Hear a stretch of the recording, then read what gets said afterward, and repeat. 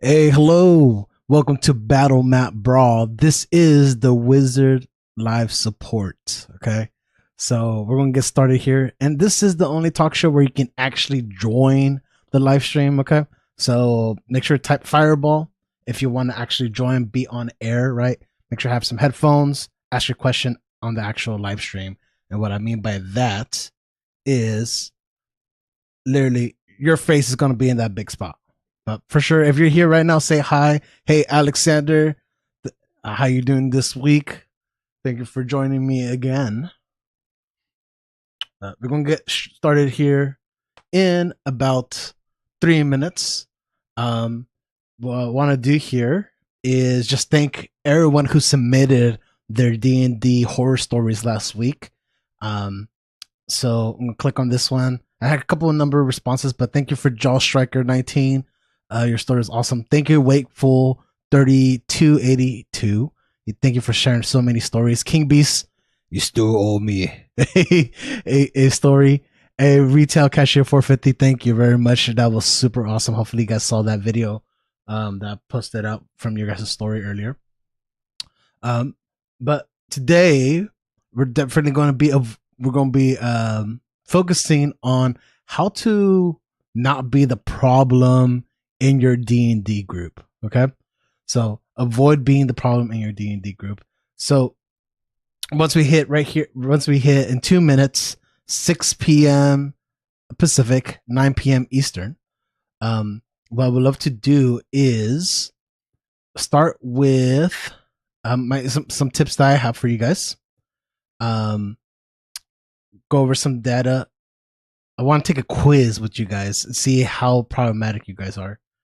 Or how much I am. So hopefully join me on that quiz to see if you would be a really bad D&D player for your group and whatnot. And I did a poll here and asked people, so 200 votes on this so far. This was yesterday. Are you the problem in your D&D group? And about 31% said, yep, I know I'm the problem. Okay, good to be honest, right? 13%, which I was thinking was going to be higher, but it says 13% say that the DM is the problem, and majority of the people feel that it's not them, it's someone else in the party that's the issue. So definitely going to be reading the stories that they have in here as well. Thank you for those who have submitted, and we're going to go through those after I give you I have 6 tips for you guys today. After we go through that, after we take a quiz, and I want you guys to be involved with me. So make sure to let me know if you got. I want to watch some videos with us and with me and see if you guys agree or disagree. Okay. So I believe. Let me just double check here. Boom. All right. So it is time to start. Today's topic is how avoiding being the problem player in your group. Okay, you're in your D&D group, and I just want to make sure I'm getting everything aligned. So let's go here, and please say hello in the chat if you're here today.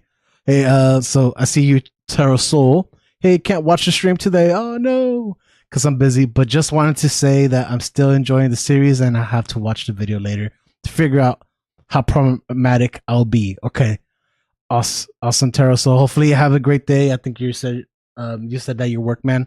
So, and yeah, you already know I'm going to do my best to get these videos out for you guys. Awesome. Hey, Confused Dragon Edits. Hello, new sub. Awesome. Thank you very much for the love. I appreciate it, Confused. Hopefully you enjoyed today's topic. Okay. So again, just to brief view so you know what's coming up. I'm going to give you my 6 tips on how to avoid being that problematic player or DM in your game, in your group. Then I found this cool little quiz that Blaine Simple made, and I want to go through this and take the quiz with me. Okay, so I'm going to bust out the calculator, and that's all you're really going to need is just a calculator and be adding it up and be like, -3 points, -5 points, -10 points, and eventually, you're adding points. And hopefully, most of you have a cell phone, right? so you can like add the points and follow along and let me know what your score is at the end of the day. So confused dragon, you say, so just avoiding being that guy. Got it. Yep. Yeah, don't be that guy. 100%. Okay. So let's go ahead and start. Okay. And I'm going to get my notes out so you can see. Let me pop this up first. Boom. Okay. So my first tip today. Okay. Let me just get my notes as well because I wrote things out. So my very first tip for you guys to make sure that you are not that guy, the problem in your D&D group, is be on time. Okay. So I made this. This is what he says in the movie. Gandalf is like, a wizard is never late, right? But you're not Gandalf, right? Don't be late to the time that you say your group is going to get together. A lot of you have cell phones, right? If you know you're going to be late, text the group like 20 minutes before, 30 minutes before. That's plenty of time. Do not wait for 20 minutes after you were supposed to start, right? To let them know, hey, I'm not coming, or hey, wait up for me, right?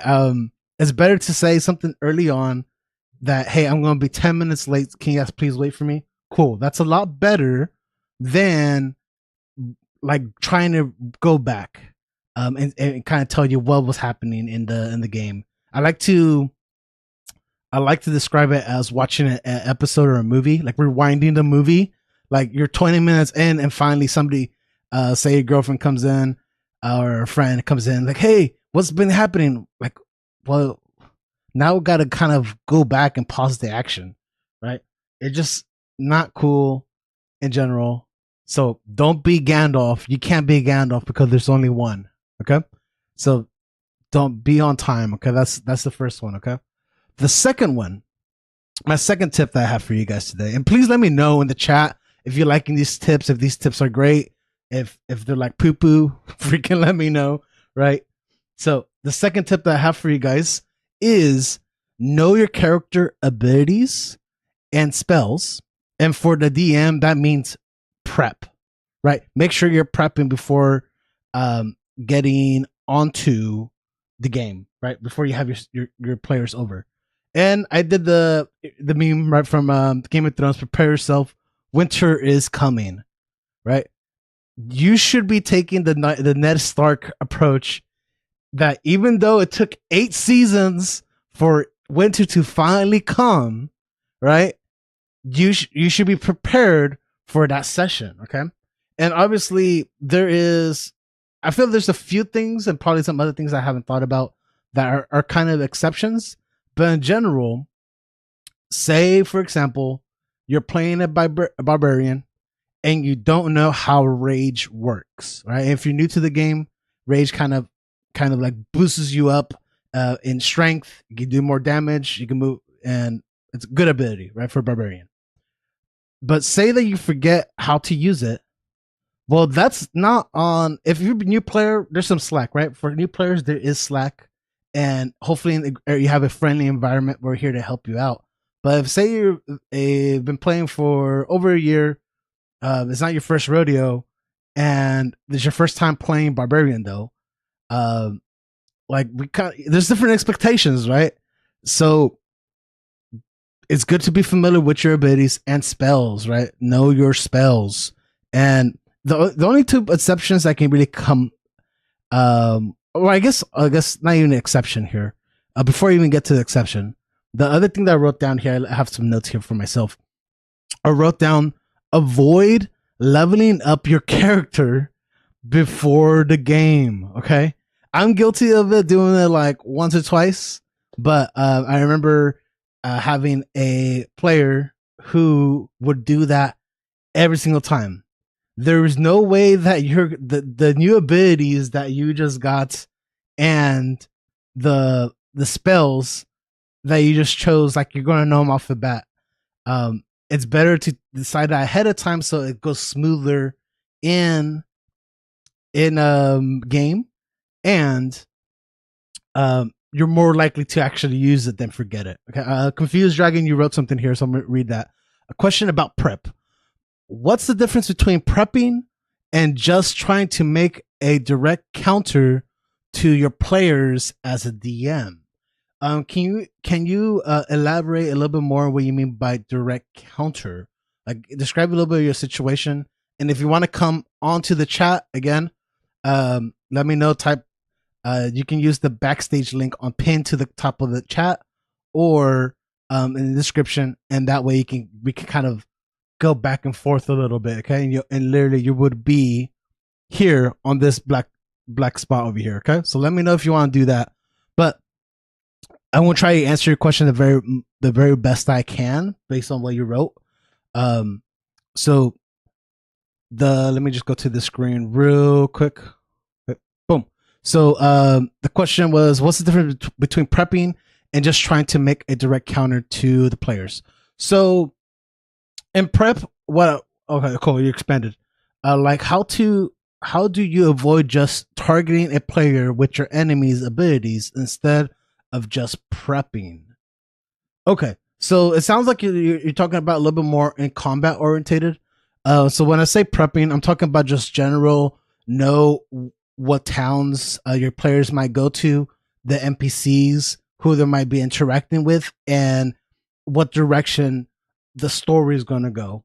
Okay, so that's what I mean by prepping. But if you're talking about combat itself, how do you avoid targeting enemy abilities instead? Here, let me just read that one more time. How do you avoid just targeting a player with your enemy's abilities instead of just prepping?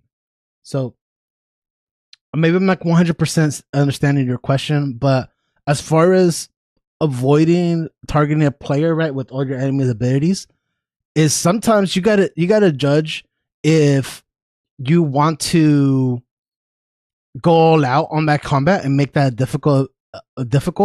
So I'm trying to think of a stat block here, but I'm thinking of the bugbear. I think it has an ability where it can surprise the party, and if it gets that surprise, it does extra damage. Right? I think it does like extra attack or whatnot. Don't quite remember at the moment, but if that's going to be deadly for your players, then and if that's what you want, go for it. But be okay to take things out. Right? You're prepping the battle in this instance. And what I would do is do that. Don't like, I guess, like, try to spread out your enemies some more. I'm trying to think of different situations. Spread out your enemies so they're not all clumped up, and avoid just going directly to one player because that's the first person up there in the front that got attacked. So that's one thing to do. Also, just be diligent of who you want each player to attack.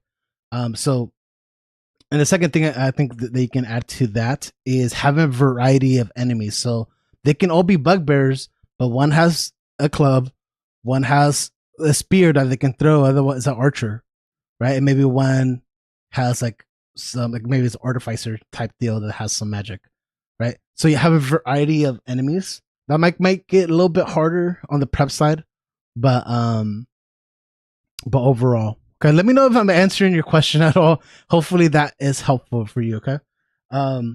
But okay, that makes sense. Awesome, cool, awesome. I'm happy that's able to help out. Okay, so and please feel free to throw in some more questions like that. Totally happy to do that for you. Okay, but getting back to the tips here for today. So again, just to catch myself where I was at. This is know your character abilities and spells, right? And for DMs, prepping what the adventure is going to be. And that's what I meant by that, is know who your NPCs are, know where you want the characters to go, so you can lead the bread trails for them to follow, right?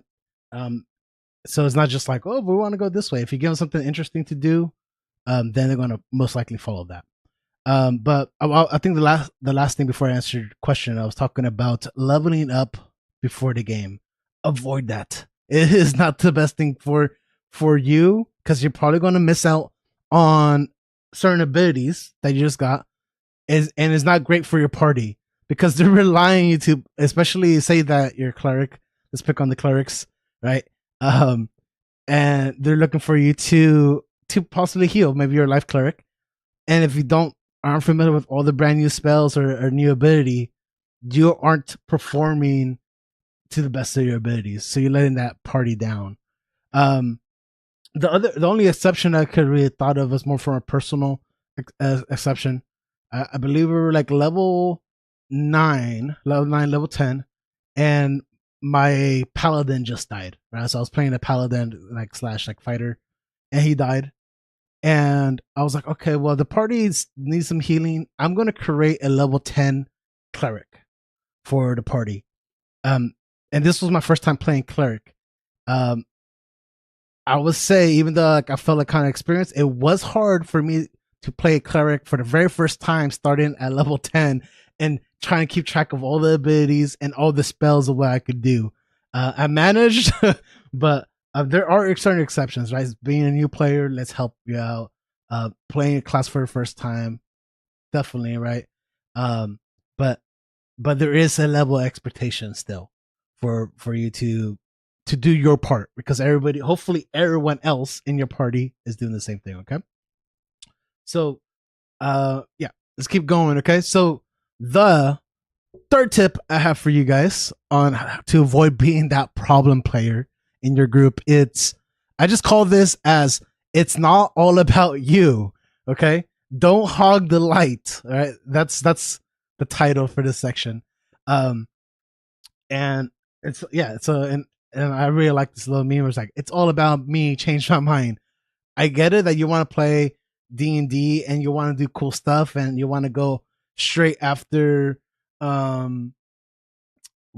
straight after like the magic items or the loots, this and that, like, or I'm the best and I'm gonna save the princess, and I need this sword because it's gonna boost up my attack, like, and you just steal the limelight in all aspects of the whole game, where it's just like 2 hours just on your character and everybody else is just waiting, right? Don't be that guy. Just how Confused Dragon said, don't be that guy.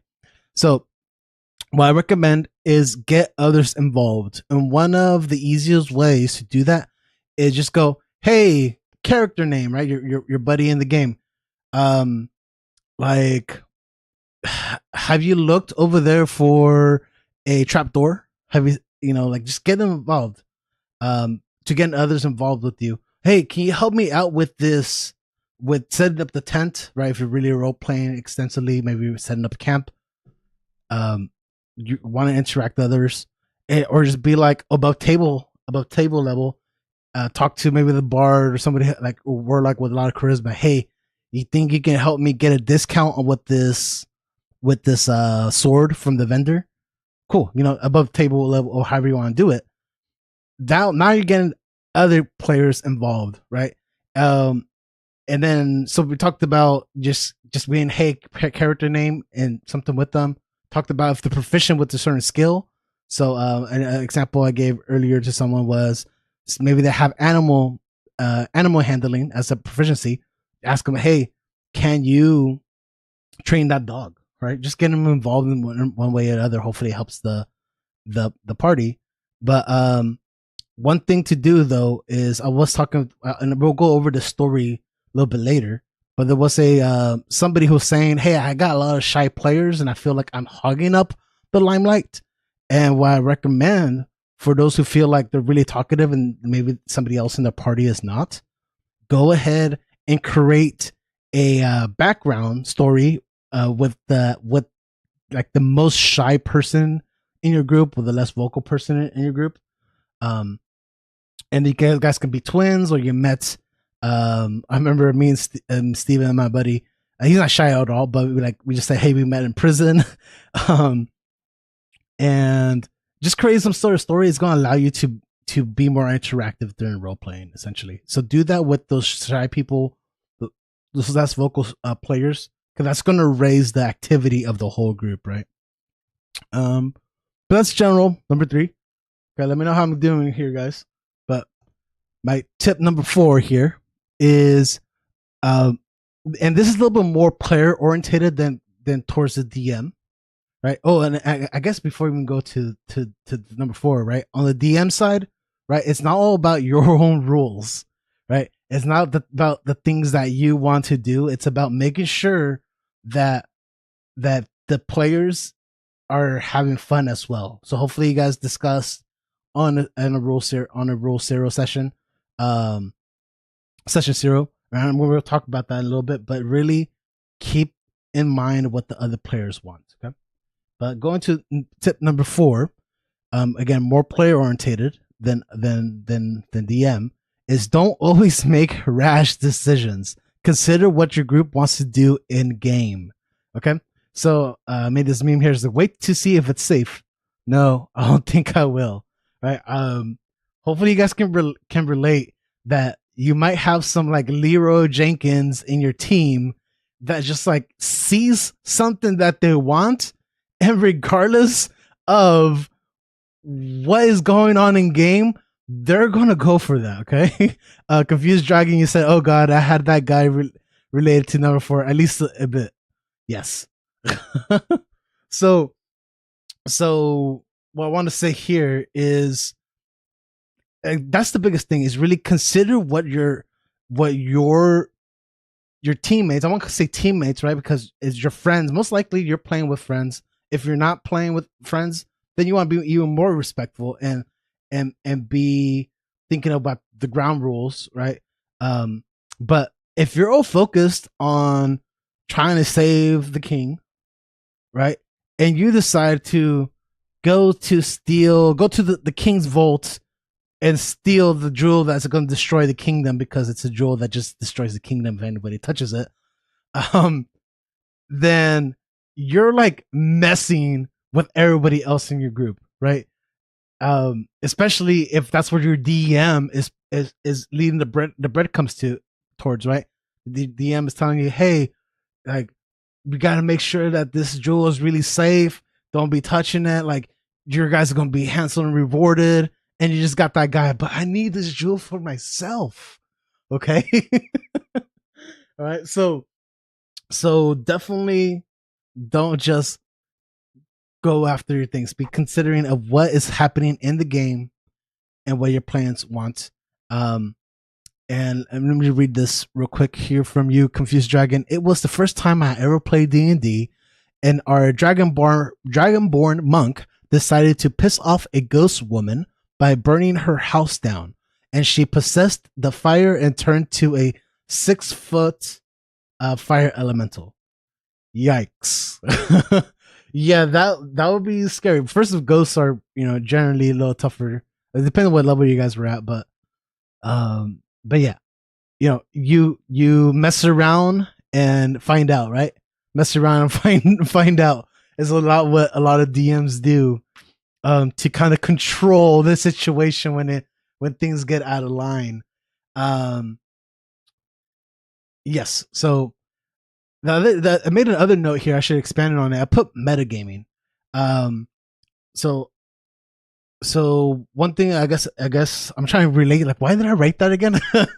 But consider what your group wants to do. I don't remember why I put metagaming onto this in this section, but essentially, I think you can see how, like, knowing the information outside of game can cause you to make certain decisions in game, and if you're metagaming, then you're disrupting others as well outside of the table. Okay, but we'll move on since I don't remember everything I was going to say about metagaming. And so here is my 5th tip to avoid being that problem player in your D&D group. Okay, so this one is communicate with your group outside of game. Okay, so and I'm just reading your comment here, Confused Dragon. You wrote, don't ruin the magic after all. Yes, do not ruin the magic. Okay, so communicate with your group outside of game. All right, and a lot can be solved if outside of game. Okay, so this meme here that I created is, think of this like you, whoever is ready to play D&D. You walk into the game, and really there might be some issues that have not been talked about for like months, right? There's the fire. There you might have one person who's really trying to fix everything, but they're not a firefighter, so they don't know how to control the issues. You always got that one person or two that just don't care. They're just gonna stand there and just let things be, and that's fine, right? But it's not helping.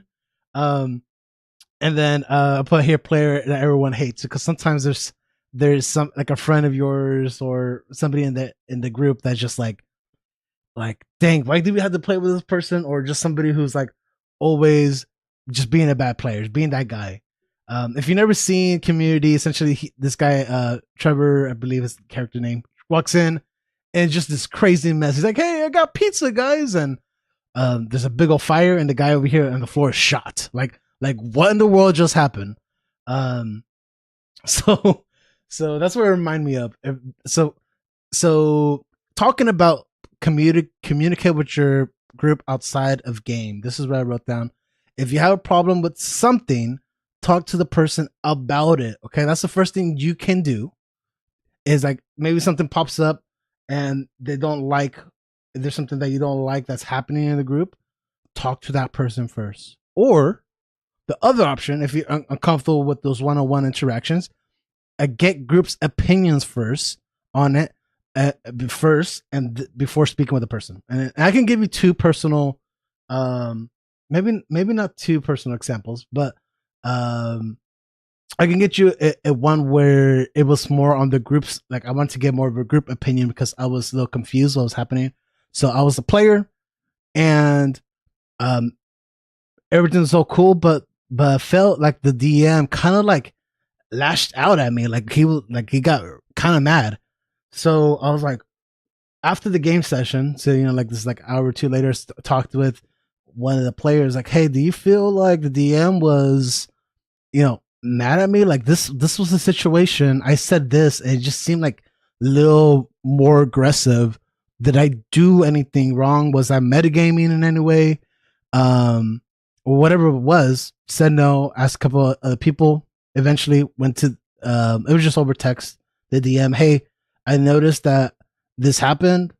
You seem kind of aggressive. I just want to know, like, if there was anything by it, please let me know. But I did not mean to like offend you or anything like that. They told me it was all cool. And we moved on, right? So maybe it was just a misunderstanding. So it's great to make sure that you're taking care of issues, because things can happen. Where you might just be uncomfortable and whatnot. So, and then so that's the biggest thing I can really tell you is communicate with your group outside of game, right? So it might be in the group chat, however it is, but just whatever the issues are, like, hey, I really want to play on Sundays. I can't meet on Saturdays. Say something so that it doesn't become this issue for you, and then later becomes like that gets bottled up, and later on becomes an issue for everyone because you're getting frustrated so much that other players in your group are starting to become aware of this issue that is being ignored. And that's what I mean. Like, hey, don't let issues that do you feel that might be potentially bad, like stand in the way. And like, if you're not sure, at least say something so to get clarification. Oh, that's nothing too big. Or maybe you get somebody that does understand, and go from there, right? And try to make the best judgments that you guys can. Okay. And the last one here before we go to our quiz, where you can guys rate your points here. So this is my last 6th tip that I could come up with for avoiding being that player, being that problem in your D&D group, is be upfront and blunt during session 0, and make sure to compromise during session 0. Okay, so I got this image here of the Joker, right? And we all know the Joker. He's all cynical and crazy, right? and probably not afraid to let you know what he's thinking, right? But a lot of the times, session 0, we treat it like fairyland. Like, oh yeah, are you open to this? Arachnophobia? Yep, no problem. Are you cool with blood? Yeah, that's cool. Like, and don't really dive into the deep end of what might be troublesome for you personally. Okay, so for let's start with new players, because I think it's pretty simple. For new players, if you haven't done a session 0 before, and I'm going to answer your question here, Confused Dragon. But for those new players, think of past trauma, okay? And I like this question. This goes directly with you for a new player here. So Confused Dragon says, okay, I'm not exactly sure what does session 0 mean. Is it just getting to know your group? So, yes and no. Okay. So session 0 is going to cover everything that you're, everything from timing to how you're going to play your game. Maybe you want to play a really silly game. Maybe you want to do that's a lot of jokes and use profanity or 0 profanity. You guys decide on every single aspect of where you guys are cool with in your game. Maybe you're going to be more role playing heavy, so you're going to role play the hell out of everything, or you're going to be a little more combat focused, where it's like, hey, RP is fine, but I just really want to go to the combat, and you're going to decide how you want to run that game and move forward, right? It doesn't have to be 100% role playing, 100% combat all the time. There might be times where you just want to speed up combat, and maybe that's where your group decides on. So it's all about laying down the ground rules, and so hopefully that kind of explain it. You're really getting into every single aspect of what for people to expect. And say, I'm trying to think of, so say that you're gonna run a Frost of the Frost Maiden. I'm totally wrong. The Icewind Dale campaign. I can't think of the actual title name, but in that campaign, you are in this big tundra of ice, right? And a lot of times it's going to be more survival focused, where if you don't have fire, your character could potentially freeze to death, right? If you know that you have some sort of past trauma on that, of ice, or maybe you went hike Mount Everest, and your grandfather sadly passed away on Mount Everest or something like that because of that type of situation. Say that happened, then you want to bring something up, right? Love from France. Oh, thank you, Great Sword. Thank you, Great Sword Chad. So whatever experience you have, you want to let the DM know, hey, I'm cool playing this campaign where we're in ice, but this happened. And like, can we tone down on the survival aspect of this campaign just a tad, right? So, and that's where that compromise comes in. Like be open to compromise, but be upfront and blunt of what is you are comfortable with and what you're not comfortable with. So I wrote down here. Think of your past. So this is more for more experienced players who maybe already played a little bit more. But I wrote down, think of your past experiences you did not like or cross the line for you, and state them to your group, right? Your group of friends during session 0. Okay. And a moment that I wish that I would have done better on a session 0 of me as a DM was, I was running a beginner campaign, and there's a section where this, I believe it was a woman and her two women and a boy been locked up for like a month or whatever. The players kill the guards who are like watching over these prisoners, and the first thing that they say, because I was playing, hey, what you say is what your character is saying type of rule, and everybody agreed to that rule. They say, hey, let's go ahead and like rape, right? Like me just even saying that word can trigger some people, so I apologize if you're getting triggered in any way. But they said that, and I was like, "What in the world?" I'm like, "You guys serious about this? You guys are saying this?" And like for me, it was crossing the line. At the same time, um, I'm okay with adult type of material, right? Like rated R and whatnot. Um, that like I told them, hey, they are now scared of you. I know they just saw you beat up the guards, and for a slim chance of hope they thought they were going to escape.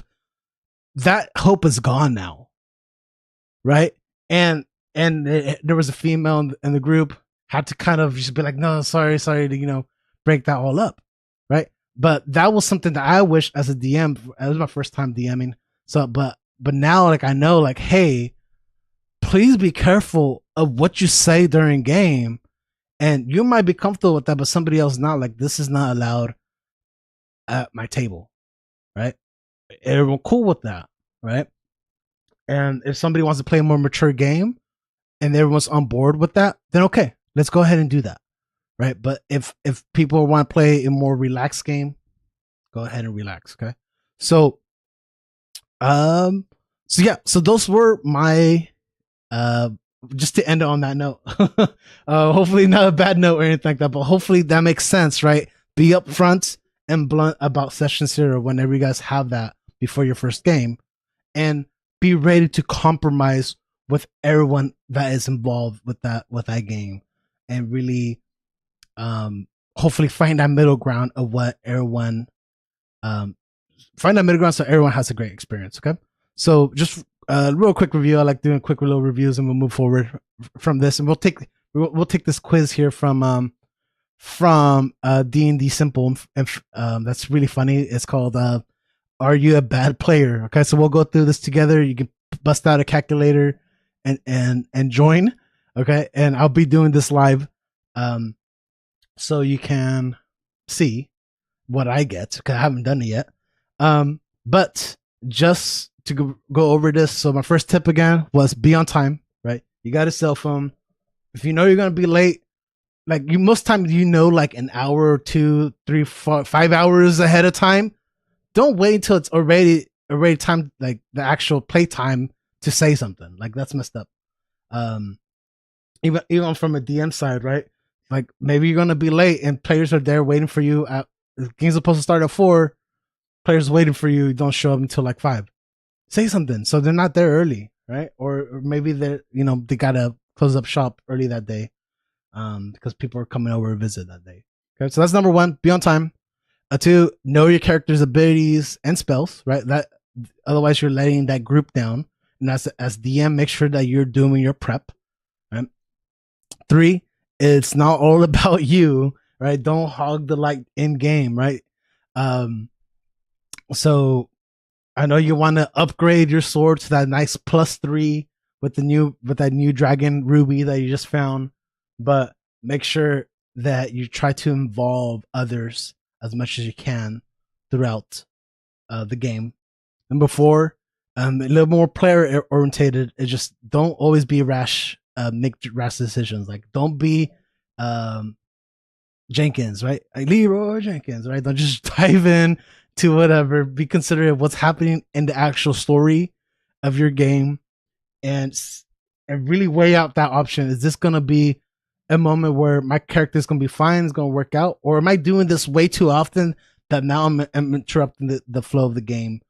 Number 5, communicate with your group outside of the game. Okay, so if there is issues, have that group chat, so you guys can really work together and fixing little things. So instead of becoming this big situation where there's fire and somebody gets shot for some reason, I don't remember exactly what happens in this scene of the show Community, but instead of something like this terrible just happen and you're like, what in the world is happening? It's better to work together and fix any issues that might pop up. And number 6 here, there you go, is make sure you be upfront and be blunt during session 0. And obviously don't be cussing like a sailor and be like, no, you listen to me, like, you know, like be there to compromise, but be upfront of what is a go for you and what is a no for you. Okay, go and no. Right. Awesome. So let me know how you guys doing out there. Okay, let me know in the YouTube world. And what I would love to do here is go over this quiz. Let me know if you guys are up for this quiz here, and let me know if you guys sound like a fun idea. Hopefully, maybe not. All right, and let's go ahead and do this. Okay, so very very easy. I kind of looked up just a little ahead earlier, and I'm just gonna show a scene. But I'll play from the beginning. But while you're going through this, is have the calculator out on your phone and play normal speed.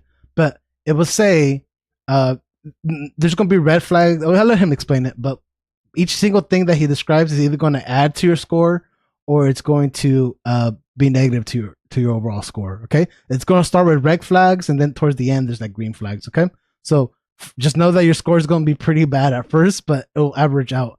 And let me know what you guys get, and I'm going to have my calculator up here, right? So you know exactly what I'm getting, okay? D&D red flags. I know this has nothing to do with that dating card game. And this video is a little mini game that'll test to see how problematic of a D&D player you or anyone you know might be. You'll be asked a series of questions, with each one having a certain amount of red flag points associated with it. Whenever you agree with one, add those points to your total. Later on, we'll go through some green flags that are some particularly angelic traits you might possess that can lower your score if you agree with them. So even if you may have a ton of points racked up, there may still be some hope. If you want an honest point count, I'd suggest doing this with someone you play D&D with so you can score each other, but I can't promise you'll be friends afterwards. Feel free to place your score in the comment section below so we can all marvel at how concerning my community's test results are. Quick disclaimer, this quiz assumes you're playing with a newly founded stereotypical group of D&D nerds, meaning the end result could be so I'm going to hold you to it, okay? So whatever your score is, I want you to post it in the chat or in the comments down below, okay? Whichever. The food is already prepared and ready to eat the moment it winds up at your door. You gotta get some sponsors, right? And ensuring a quality food experience every time. As a DM myself, who regularly has sessions go on pause for an hour so everyone can prepare dinner, having delicious, fully cooked meals show up right on game day really can't be beat. Makes it so you can ignore dinner entirely and focus on cramming that extra hour into preparing for a session. Factor has 5 different meal choices. I don't know about you guys, if you guys cook a lot. I don't cook a lot because sometimes I get like lazy, and I wish sometimes it's a little easier just to prep stuff and go. Like I can cook, no problem, but it's just sometimes like I don't want to make all this mess or find all the ingredients. Oh no, it's weird. POGBLANE60 for 60% off your first box. Thanks again to Factor for sponsoring the video. So I'm pretty sure it's gonna start right here. D&D red flags. Hope you'll enjoy. You've shown up late to sessions without notifying your group ahead of time. Even though you know the campaign schedule, you've yet to set any alarms to remind you when the game's starting. You talk over other members who began speaking before you. I sometimes As a DM, you regularly challenge your players with encounters that are polar opposites to what their class features and abilities can deal with. You've read the module your DM intends to run and didn't notify them beforehand. You've snuck glances at the DM's campaign note. Let me know if this I feel like this goes a little fast. So, but let me know. I'll slow it down here and there, okay? Let's keep going. So secret stealer. Oh, stealing campaign notes, you said? Or other player character sheets to gain an unfair advantage. I haven't done that. You can't handle character death, and after losing your PC made it everybody else's problem. You usually resort to killing any NPC that gets in your way or has something you want. Sure. A bunch of your characters are just slightly altered versions of each other. You made a character or a campaign that appeases your sexual fantasies or kinks without getting the A-OK from your group before. Yeah, that's weird. You demand your party fills every important class role, such as a healer, tank, AoE, spellcaster, and skill monkey, even if some players might not be fond of it. You want this campaign? I'm gonna go back on that one because I just want to make sure I understood that one. But let me know if you guys are following along, okay? You demand your party fills every important class role, such as a healer, I don't demand. tank, AoE, spellcaster, and skill monkey, even if some you must have the party of 4. This I was gonna say trifecta. Think of MMO like tank, healer, DPS type of thing, but yeah. I never really forced anybody, but hey, you gotta play this character. I might suggest it like, hey, we do need a fighter or something like that, but more up to what you want to do. So far, only one red flag. Woo! Okay. It's literally by accident. Sure. Let's keep going. Players might not be fond of it. You want this campaign to be exactly like Critical Role, even if nobody else does. Everyone sure. I feel like I was guilty of that. You not only bring nothing, but eat everyone else's food in the meantime. You could easily bring something. I always provide a snack. I'm good. Nobody's allowed to touch your miniatures at the table. You're never creative with the actions you take during initiative, constraining yourself to your character sheet's features and never interacting with the world outside of those boundaries. I don't know if that's a real like bad player type thing, but yeah, I can see that. That's kind of going to like boring combat. You're not expanding on what your character can do and fulfilling that role play. So yeah, I can see that, but at the same time, I can see the other side. To your character sheet's features and never interacting with the world outside of those boundaries. You blame or scoff at the DM whenever you fail a task in game or an enemy rolls high against your character. I curse the DM like, dang you! But I wouldn't say I blame them. You're only interested in role-playing when an attractive NPC shows up. Yeah, no. You haven't properly voiced your concerns on the bigger red flags of other members in the campaign, allowing problems to continue festering, all while assuming that you're actually the problem. That's what we were just talking about earlier, right? Don't like bring up the issues of, just bring up the issue if something happens. Have I done that? That's a +3 if I've done it. No, I feel like I brought him up, and hopefully, I'm pretty sure I've been the problem player before. I think we all go through it to some extent. So, but let's keep going here. You didn't pay attention when the DM explained the theme of the campaign and wound up creating a character that doesn't fit the adventure at all. That's kind of me. You've run a shopping session in-game that lasted way too long, with players dozing off or meddling with their phones during most of the length of it. Have not done that. Your group called a short 5-minute break, but you came back to the table half an hour later. It's not that anything important came up, you just found something you thought was more interesting to do. Yeah, I haven't done that. As a player, you I know somebody did that. Another player character without prior consent from them or the DM. As a DM, you've introduced an NPC to the party that's either— I was gonna say I don't mind PvP, so I believe I tried to do PvP one time, so we'll add that to my score. I just thought like, hey, why not? It's PvP. This is a PvP channel. I seem to like it, right? So let's go with it. Confused Dragon, you wrote, I've done that. I sometimes let it slide and sometimes let it go for sure. DMPC, what? Oh, DMPC, yeah. If you had you as a dungeon master have a PC. Either a Mary Sue or takes way too much of the spotlight away from the other characters. Haven't done that. You're always breaking immersion by getting up to do other things, talking about stuff not related to the campaign at all, or not taking anything seriously. As a DM, you regularly forget to let your players level up, with everyone sometimes going months without any character advancement. Without mentioning this to your party beforehand, more than half the length of every session you host winds up being combat. You joined the campaign even though you knew you couldn't regularly keep up with the campaign schedule, constantly missing sessions due to work, school, sleep, or other commitments. I think it's different when it comes to, I was gonna say I don't know. It depends on your group how serious you're about it. But I was gonna say kind of hate this. I'd rather find people who for sure are interested than somebody who just wants to try it. But each to each their own. Let's keep going. I wouldn't say that I've done that though. I haven't done that. I pretty much commit to something that I want to be in. So you run every style of game you can think of using D&D just because you can't be bothered to learn a new system. That's me. You're scared of copyright infringement in your D&D game, going out of your way to either draw everything in your campaign by scratch or use Creative Commons artwork, even though nobody cares about what you do in your private games. You've taken transgressions against your character as actual out-of-game threats. Your DM thought that using some homebrew or variant rulings would be fun, but you were having none of it. You have a tendency— Let me hear that last one again. Taking transgressions against your character as actual out-of-game threats. Your DM thought that using some homebrew or variant rulings would be fun, but you were having none of it. You have a tendency to hoard items or gold that's normally shared between the party. You try to steal the spotlight for your character whenever you can, even injecting yourself into situations you have no place in.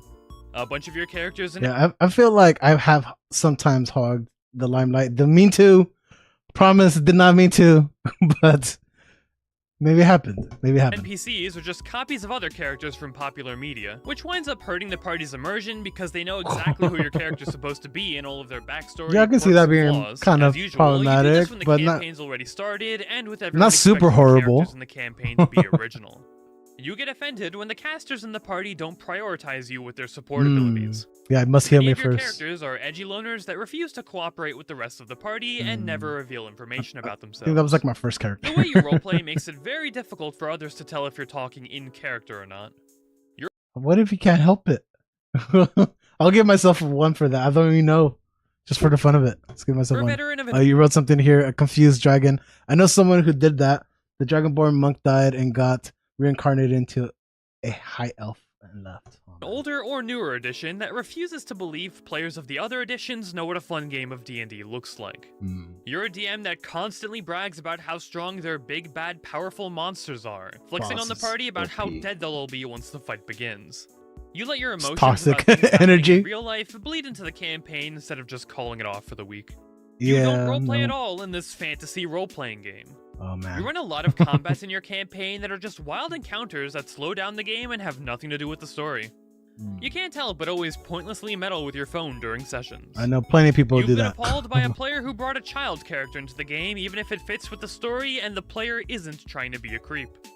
You've been appalled by a player who brought a character into So the far, game been no that's the good. opposite gender of themselves. Yeah.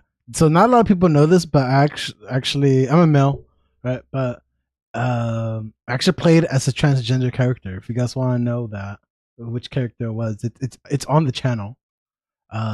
But I just wanted to step out of my comfort zone a bit and see what would happen. And yeah, very interesting. Unfortunately, we weren't able to finish the full game on the channel at all. But yeah, interesting. I just like different thoughts. Was good. And only the DM knew. So it was like very hidden, and I tried, and I wasn't really trying to. You guys probably could figure it out. I don't lie. But moving on. You abuse game mechanics and loose rulings to break the balance of the game and give yourself an unfair advantage. Yeah, You've really created break the rules. unnecessary problems and consequences for players to deal with just I mean, no, I wouldn't say break the rules, right? Is optimizing your character? Yeah, I'm not game breaking the rules by optimizing. Nah, we're good. We're good. because you thought it'd be funny or would provoke a reaction. You constantly mistake homebrew for official materials and get upset at other people who don't do the same. You argue with the DM about rulings and refuse to move on until your game knowledge has been validated. Alright, now with your red flag total calculated, let's destroy your entire score with some blood flags. Alright, let me know what your scores are so far. So right now, I have a 13. So doing pretty good. Okay.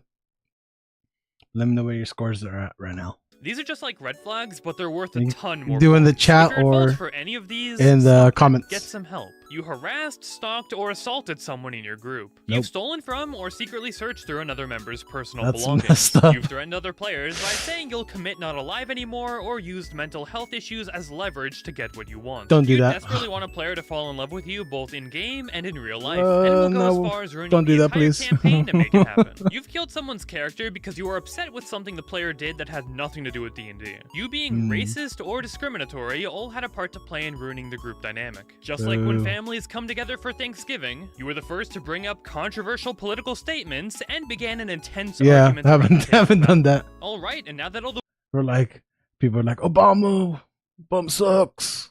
Okay, anybody. Or Trump, or I'm just throwing person names out there. Abraham Lincoln sucked, right? Just random political stuff, but I don't want to make this political. We're D&D. Let's go. The weirdos have been properly squashed, let's allow the normal players a chance to redeem themselves. Once again, if you agree with a green flag, reduce your total by the amount it's worth. Yeah, so I'm gonna I was adding, so I'm not gonna start subtracting. Okay, So always improving. Let's see. You've been endlessly honing your DM skills. Yeah, for working sure. on improv, voice acting, world building, and any other skills you can think of all to improve the game They're for your role playing. I players. improve on role playing. You've been the dungeon master at least once before. Yeah. You regularly host D&D games and usually offer to DM for anyone who hasn't been a player in a while. As a DM, you always listen to the input of your players and try to make reasonable changes based on their requests. Let me hear the open to feedback. Let me see. Let's not go too far back. Okay, let's try here. D&D games and usually offer to DM for anyone who hasn't been a player in a while. As a DM, you always listen to the input of your players and try to make reasonable changes based on their requests. I try. You cater your party with food and never expect anyone to have to bring their own. Always if do. The session is being I got hosted proof. at your house, you always tidy up the place before guests arrive. You've Must. sent crucial informational sheets to campaign members with everything they'll need to know before joining the campaign, just to make sure I help everyone's on them the same out. page. I wouldn't say You I'll always give them design your protection. campaign No, I do with your actually. players and their stories as the central focus. Yeah, I try to. You made the death of another character into a seriously emotional and character-evolving experience. I haven't You done bought that a yet, gift but yes. for another member of your group. You bring Gift? up any potential issues. Did I give anybody a gift? I'm trying to think. Yeah, I'm gonna go with yes on that one. I think it was like a +1. Early warning. Or constructive criticism to Done other early members warnings. to ensure the game stays fun for everyone. Alright, and now to label you based on the points you've accumulated. I've done an early warning, but like out of my own expense. I'm like want to rip their hair out. I'm ripping my own hair out, giving them an early warning. I'm like, stop it. And eventually it was man. It was Steven and Jared. Steven's more new, he's a goofy guy, and then Jared, he likes to talk with them. And they're like messing around. It was like first time I was like, hey, can you guys relax? Because I know you're not part of the action at the moment because they decided to split. My fault. But then I had to come back to them a second time, and then the third time I was like, okay, where are your characters at right now? You guys in the hotel room? Yeah, cool. You guys bouncing on the bed? Yeah, cool. Roll D4. Boom, you fell off the bed. You took that much damage. So I remember doing that. But anyways, let's see. Deva, you're one of the greatest D&D. What's going on here? Let's go back a little bit. Potential issues or constructive criticism to other members to ensure the game stays fun for everyone. Alright, and now to label you based on the points you've accumulated. Deva, you're one. So I ended off with a 1 again. I think playing for a school club kind of made it limited. Yeah, a little bit. Right? There we go. For everyone. Alright, and now to label you based on the points you've accumulated. Oh. Deva, you're one of the greatest D&D players to ever exist. That, or whatever terrible things you've done just weren't covered by the red flags before. Regardless, 10 no group points can for go Deva. wrong having you in the campaign. Pixie, everyone has their quirks, and while sometimes you can be annoying, you do an equal amount of good that balances it out. Goblin, your own greed and self-interest takes precedence over anything else. So this is If you're not above being catered 0. to constantly, nobody else can be. Chromatic Dragon. The Oh, longer man. the campaign goes on for, the more every other player gets uncomfortable. Outbursts from you put everyone on edge and get more common until your Yeah, group so what was the just totals, expands. guys? What was the totals here? You're a troublemaker by every sense of the word. The second you joined the game, everyone knew it wasn't going to last. Most groups you're in disband, and the only games you can stay a player Don't be in an are imp. ones hosted by inexperienced DMs that think that they're the problem. Archdevil. Yeah, you're just wow. a menace both in and out of game. This stems farther than just being a bad tabletop role player, but a concerning human being as well. You don't get along with many of the newer members of the community and can only stick around in games filled with people who've amassed an equal number of points. And finally, That's a big one. Asmodeus. Wow, you kept watching Asmodeus. this video even after getting a blood flag? Well, all I can hope for is that you don't interact with the D&D community until you get your problems worked out for everybody else's sake. Don't forget to leave your point count in the comments below, like the video if you enjoyed this video sure. format, because That's funny. I sure had fun making it, and subscribe if you're new. Thanks for watching, and I'll see you all in the next video. All right, awesome. Thank you, Blaine. I feel like the ones with like 100 points, like I feel like some of these are like some, like pretty tough issues. Sometimes mental issues, right? Being just just in general, try to get help if that's you. Okay, be real with yourself. But so yeah, I ended up being, I guess, I sometimes don't know how to pronounce this. Diva. I ended up being an angel. I'm an angel, you guys. Confused Dragon, you said, I thought a 1 would be good. I guess not. No, that is good. So they were saying that that was the fairy. So it's like you might be a little bit annoying. Okay, that's what you said. Regardless, no group can go wrong having you in the campaign. Pixie. Everyone has their quirks, and while sometimes you can be annoying, you do an equal amount of good that balances it out. Goblin. Yeah, so you did good. You're just a little annoying, okay? Just a little annoying, Confused Dragon. But you're a great person, okay? We love you. Please don't change. Keep your personality, your attitude, all right? Okay, awesome. Okay, hopefully you guys had some fun with that. I had some fun with that. I thought it was pretty interesting video. What I would love to do here next, just to show you guys, is go over some of these stories that the community wrote, and we can read them. And again, I made a poll yesterday about this is about 200 people voted. Are you the problem in your D&D game? Tell me about it. And about 31% of those 200 wrote, yep, I know I am the problem. About 13% said it was a DM. And then over 50% said it's another player that's the problem. Right? That's how they feel about it. But you let me know if you want to read some of these, and then we I give some feedback to each one of them, but let me know your thoughts, see if there's anything to add, or we can keep watching some. I found some problematic videos that we can watch and give our opinions on, but let me know if you guys have a preference at all, and we'll go from there. And hopefully you guys having a good time so far.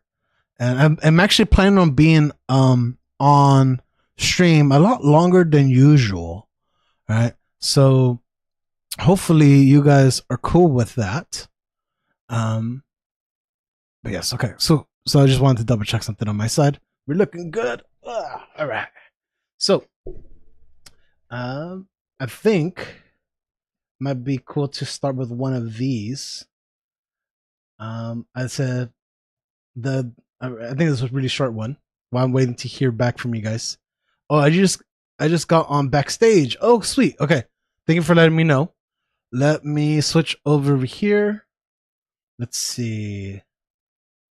I do see you. Okay, so make sure you have some headphones on. Hopefully, but let's see if we can hear you. So, hello, Confused Dragon. Can you hear me? I hear some noise, but can you hear me? I hear some like clicking. Hello, Confused Dragon.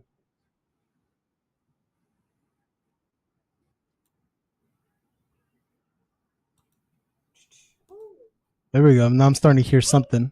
Here, like. Yep, okay. I'm good. Are you good? I just changed my mic. Okay, perfect. Yeah, now I can hear you a lot better. I just changed my mic. Hopefully it works. Yeah, no, it definitely works. Definitely works. Awesome. So I hear you. Can you hear me fine?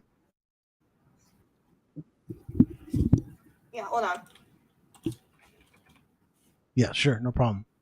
Awesome. Hey, so by the way, you're my first person to take me up on this joining the backstage. So awesome. All right, hopefully you're gonna be a trendsetter. You're gonna be a trendsetter, okay? Okay, I separated myself from any other noise. Okay, perfect. Appreciate that. Awesome. So, did you have a question? You want to say hello? What area are you calling from? Anything? Yeah. The floor is yours. So, what's your question for today? Or you want to just say hi and hang out? I'm over here and I'm sending them. I just wanted to come say hi. Oh, for sure. I appreciate it here, Confused Dragon. No, yeah. So it sounded like earlier on your chat right? So you're learning how to DM right now, maybe a little bit.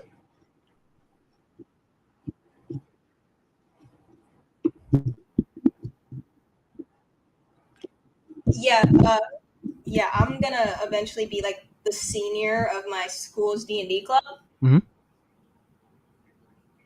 Okay, awesome. And so I guess I'm trying to think of good questions for you. So one of Yeah. my roles is gonna be like to get one of my. I can't talk. You're good. You're good. Keep going. So your high school, you're gonna be the senior member in your D&D. Yeah, one of my roles is probably going to be DMing, and I am still kind of. Okay, still kind of new. Okay, and what got you into the hobby?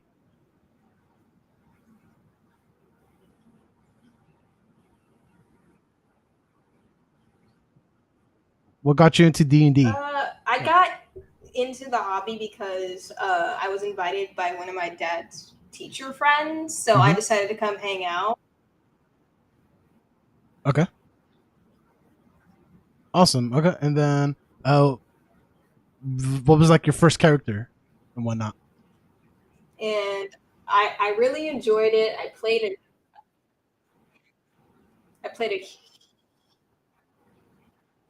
What was it? Hey, I'm going to try something for, again, this is the first time trying this with somebody over stream. Let me try something here. Oh, yeah. I played a human now. Right? Hey, can you hear me better now?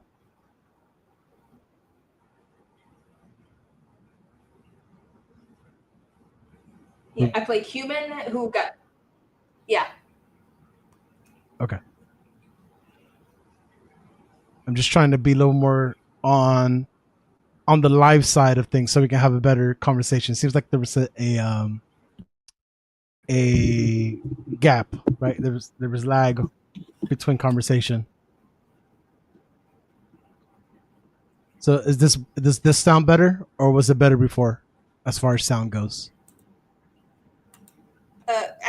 I hear you a bit better. I get a bit of lag on the stream. Yeah, there's some lag on the stream. So again, you're my first person to help me out with this. So I appreciate it. So now I know what to do. So my first character was a 14-year-old human artificer who ended up dying to a ghoul and getting reincarnated by some skeleton druid into a red dragonborn. Oh, okay. And then. So yeah, I took away our dragonborn monk's arson privileges. He got mad and left. Oh man. So the dragonborn. Okay, got it. And how did it? So you were just a player on that one, right? You weren't DMing, correct? Yeah, I was just a new player. Okay. And then how long have you been playing now? I've been playing. Let's see. I first got into the sessions 2020, so I guess it's been like 3 years now. Okay. Yeah, it's in 2020. Got it. Awesome. So I guess like for you, what you most excited about when it comes to D&D? I know you're mentioning they might become the senior in your D&D group at school, but is there anything that's like exciting you or anything like that? I guess what I'm most excited about is the fact that our like D&D group now has like rules and regulations to it, and so we can like avoid future conflicts. Okay, so can you give me some example of those rules or of the conflicts? One of the rules I remember was that we were thinking about making like a council of sorts of like leaderships, but we were like on and off because one guy didn't like having to take orders from people. But I'm thinking maybe it's better to have multiple people who are like seen as in charge of sorts. Yeah. Okay. No, for sure. Got it. Okay. So as far as the stream goes, did you have any takeaways today? I know I went over some 6 tips here, or do you have any questions on anything that I could help out with? Yeah, I think it really helped me out a little bit because like now I understand is more about what you should be doing as a DM to make sure your players get the most out of it instead of it just being all about you. Yeah. And yeah, and you definitely want to consider your players, right? Do you feel like is there anything that you're still having trouble as far as being a new DM that you're still having trouble with that you can't like quite get over yet? I think the one fear I have as a DM relates to one of the people in the club who was known for like having explosive tantrums.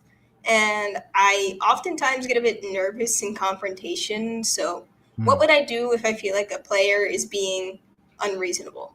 Yeah. So you or the players outlash being out lavish, like exploding. I just want to make sure I heard it correctly. Like, yeah, he has like loud screaming fits. I think I've seen him knock a chair out of his way and storm off eventually. Yeah, so what do you do to like tell a player straight up that they're being unreasonable and out of control?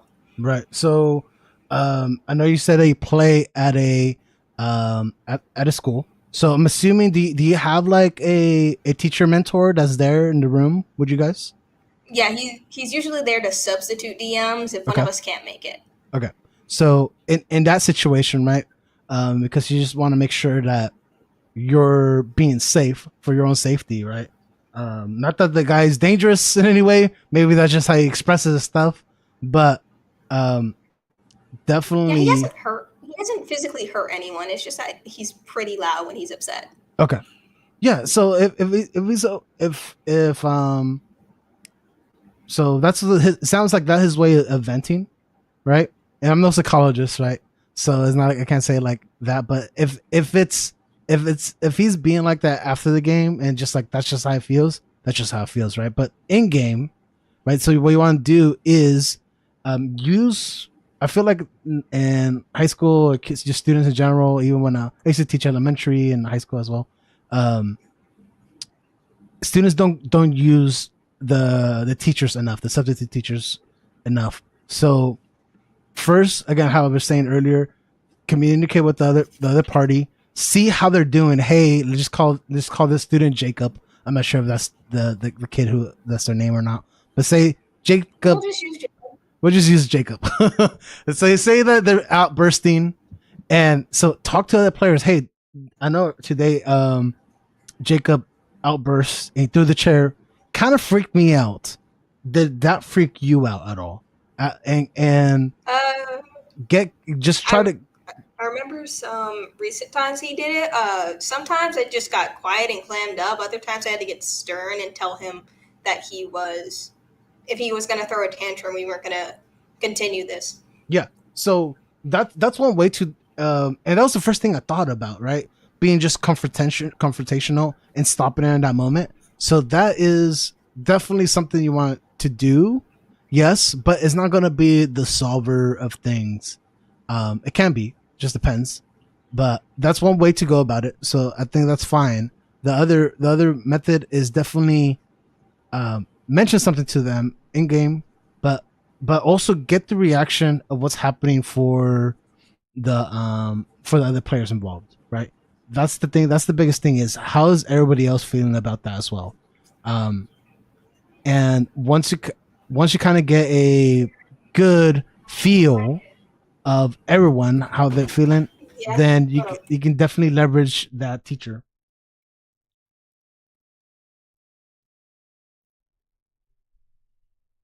Yeah, okay, I understand. Thanks for that. Yeah, because the worst thing you want is like, even though you told them that one time, hey, don't be pushing around the chair, is that going to stop them next time? Maybe not. That's why it's better to get a consensus. So far he's been good, but gotta prepare for next year. Okay, so yeah, so at least you're thinking about it now, and that's the good thing. Yeah, this is real issues, right? I'm trying to do my best. Hopefully, I'm able to help you out here with some. You're doing your best. That's all that matters. Yeah, I appreciate your support right now. But yeah, let's go read some "Am I the Problem Player" post, I guess. Yeah, awesome. Sounds good. Hey, thank you very much for jumping on here with me. And you got to maybe jump on next weekend. You are a trendsetter for sure. Yay! Yeah, awesome. All right. So we'll All right, call I'll this hop goodbye. off and just stick to the comments. All right, I'll hop sounds off good. And stick to the comments for my thoughts. All right, sounds good. Confused Dragon. There you go. Awesome. So cool. So that was my very first person come on live stream, and I want to hear more of those. More people come on. So again, to do that, easiest way is just type in Fireball, and that tells me, hey, you want to join onto the live stream, and we can answer your questions in real time. So Righteous Ferret, I did see your hello a long time ago. Apologize, we're just in the middle of the conversation, but let's start with yours. You replied earlier, right, Righteous Ferret. And I need to go. Oh, I need to go here, and then over here to switch the screen. Boom, there you are, Righteous Ferrets. So you replied to my question earlier that was sent yesterday. Are you the problem player? And tell me all about it, and I'll do my best to give you some advice. Since you're here, and feel free if you want to come onto the backstage. Again, let me know. Be like, hey, I want to come to the backstage. Click that link, and we'll have you on, and we can talk back and forth. A Righteous Ferret. But you wrote, honestly, let me zoom in a little bit too, so you guys can see this. Boom. Do I need to join a Discord for the live chat? And would a phone would work? Okay. So no Discord needed. Okay. So no Discord needed. So very simple. And phone does work. Just try to be in a quiet environment or have some headphones on, just to avoid background noise. But literally, if you go to the pinned comment right here or in the description, you'll see the link to the backstage. It will take you to this website here, StreamYard, and let me show you. Boom, and you will pop up right about here, okay? And then literally, I can just add you to the stream, and you can hear me there, and so on, okay? If you like to, if no forcing, you can have camera on or camera off, either way. But that's how you do it, okay? So make sure to click on the link that's pinned to the top of the chat right there, or in the description below, okay? Confused Dragon said, I tried to race back and I fell down the 3-step leap into the bathroom. I wouldn't have known if you didn't write anything, so you're more embarrassed now. Oh, do you need yeah. I don't think you need to make an account. So just use your YouTuber name, your username, set up your mic. If you want camera on, you can do camera on. But cool. So awesome. This is awesome. We get 2 in 1 nights. But I believe you don't need an account, but you guys let me know if you do need an account. Maybe I was wrong. But yeah, as long as you click on that backstage link, I should be able to see you.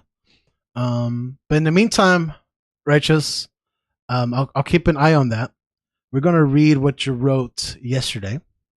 About let's just read yours. It says, honestly, I'm a player that likes to plan things and role play in short. I'm vocal, but I'm trying to let other guys do things, but they mostly stay in the background.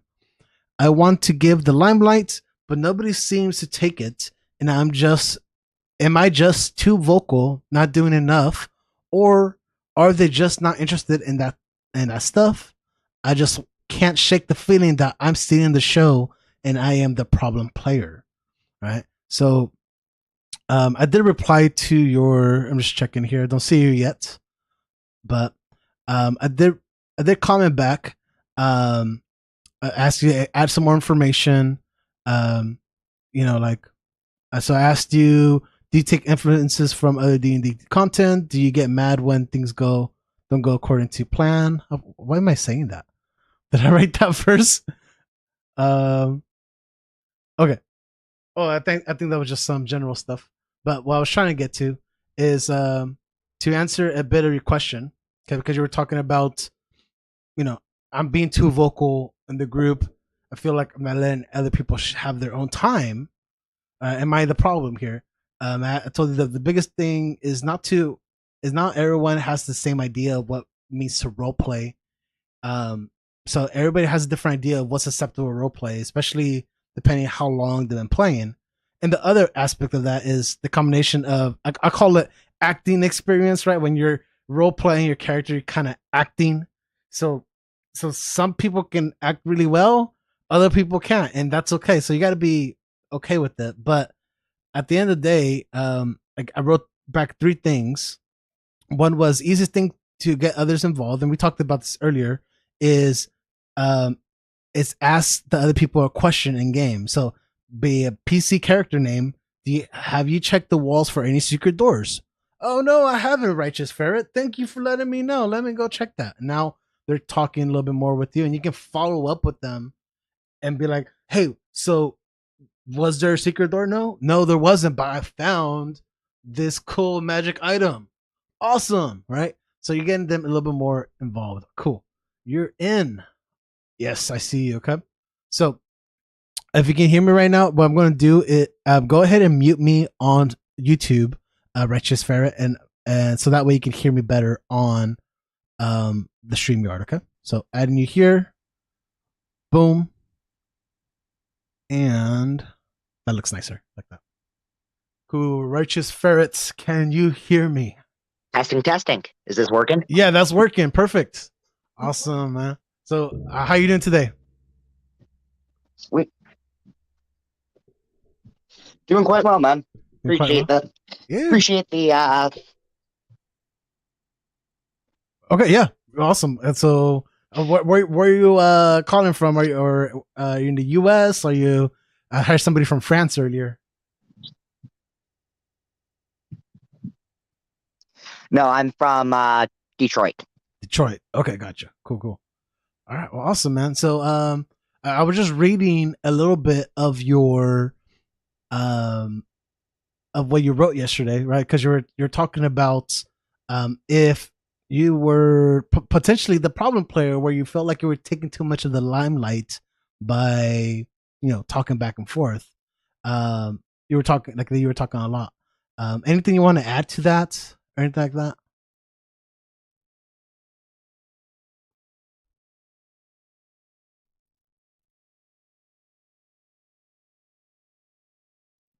Can you hopefully you can hear me? Oh, I think we lost them. Yeah, I think it may be bad connection. Okay, hopefully we can get Righteous back on here sooner than later. Check. Okay. And let me know if this is okay. Hopefully there's no double feedback on the sound. Yeah, no problem, Righteous. No problem. Okay. Said Confused Dragon, you said maybe you can even just talk about it out of game and get to know them as a person and a player. Yes, 100%. That is something you can do, especially if you feel like somebody is shy. And I've done that before. So I had a player here on the channel. I know him from college. Great guy, but just more on the shy side. And even during game, like great D&D player, knows his character to the T. Just when it came to just role playing or saying anything, like he just wasn't very charismatic, if you want to say. Oh, you just found a new sword. He'll be like, okay, cool. It's just very nothing. So Righteous just said you're back in. Over here it says device not connected. It says they will need here, just so you can see. It says right here, hopefully you can see that pop up. It says they will need to connect their mic or cam before you can add them to the stream. So make sure you connect your mic at least. Okay? So that's what you're missing, Righteous. Okay? So when you're setting up on these, make sure to include your mic. But I'll keep. But Confused Dragon, that was a great point. Talk to the person outside the game. what I was suggesting was just make sure I was looking at the chat. I'll keep an eye on the chat for you, Righteous. Here we go. So talked about, include them. I mentioned this earlier too. If you know if that character or certain characters are proficient in certain skills, be it like animal handling, for example, like, hey, can you train that dog over there and just get him talking? Something that the character does not like my mic. Yeah, apologize if you can't get your mic there. I can't hear you. Oh no way. I know you're on your phone. Maybe next time if you can't do it today, Righteous. Okay, I appreciate you trying. But comment back and forth here with me on your thing, on your post that you made. So if I'm getting any information back and forth, okay. And then the last one that we were talking about was the biggest one get the most shy.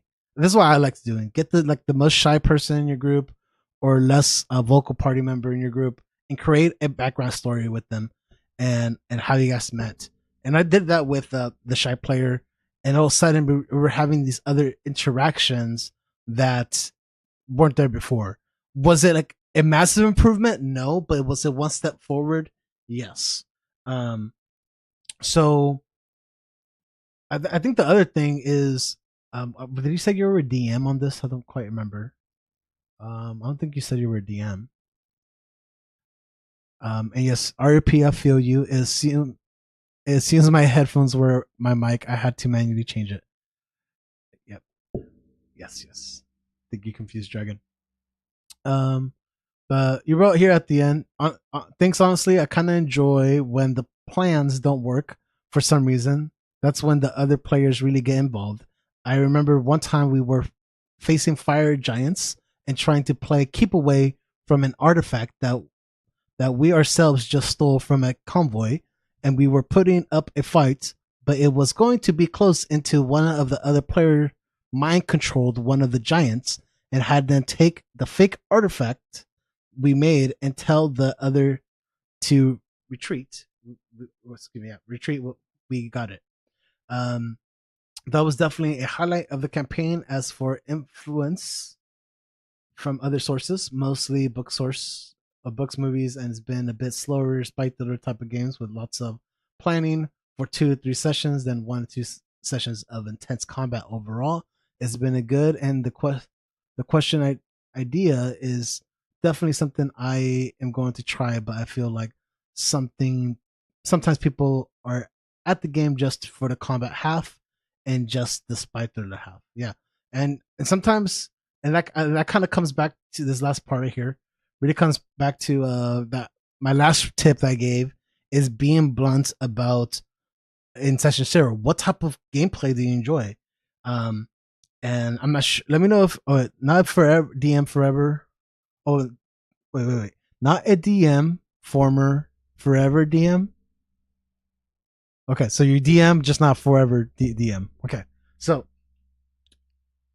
yeah, so I think it's just trying to find a combination of the both. So if you got half of your players liking the combat a lot and the other half liking the spy thriller action, then what you want to do is lessen a little bit of each, so you're mixing it more, right? A little bit less of combat, a little bit less of thriller, so now you're closing the gap a little bit. Instead of having to prep more to make more combat, more thriller, not prep less, but don't make the combat so big, don't make the thriller aspect so big that you can actually fit both of them into one session. So you're having a good mix of both of them in every single session, if that makes sense. It might be a little bit impossible to do, but a little closer to do as well.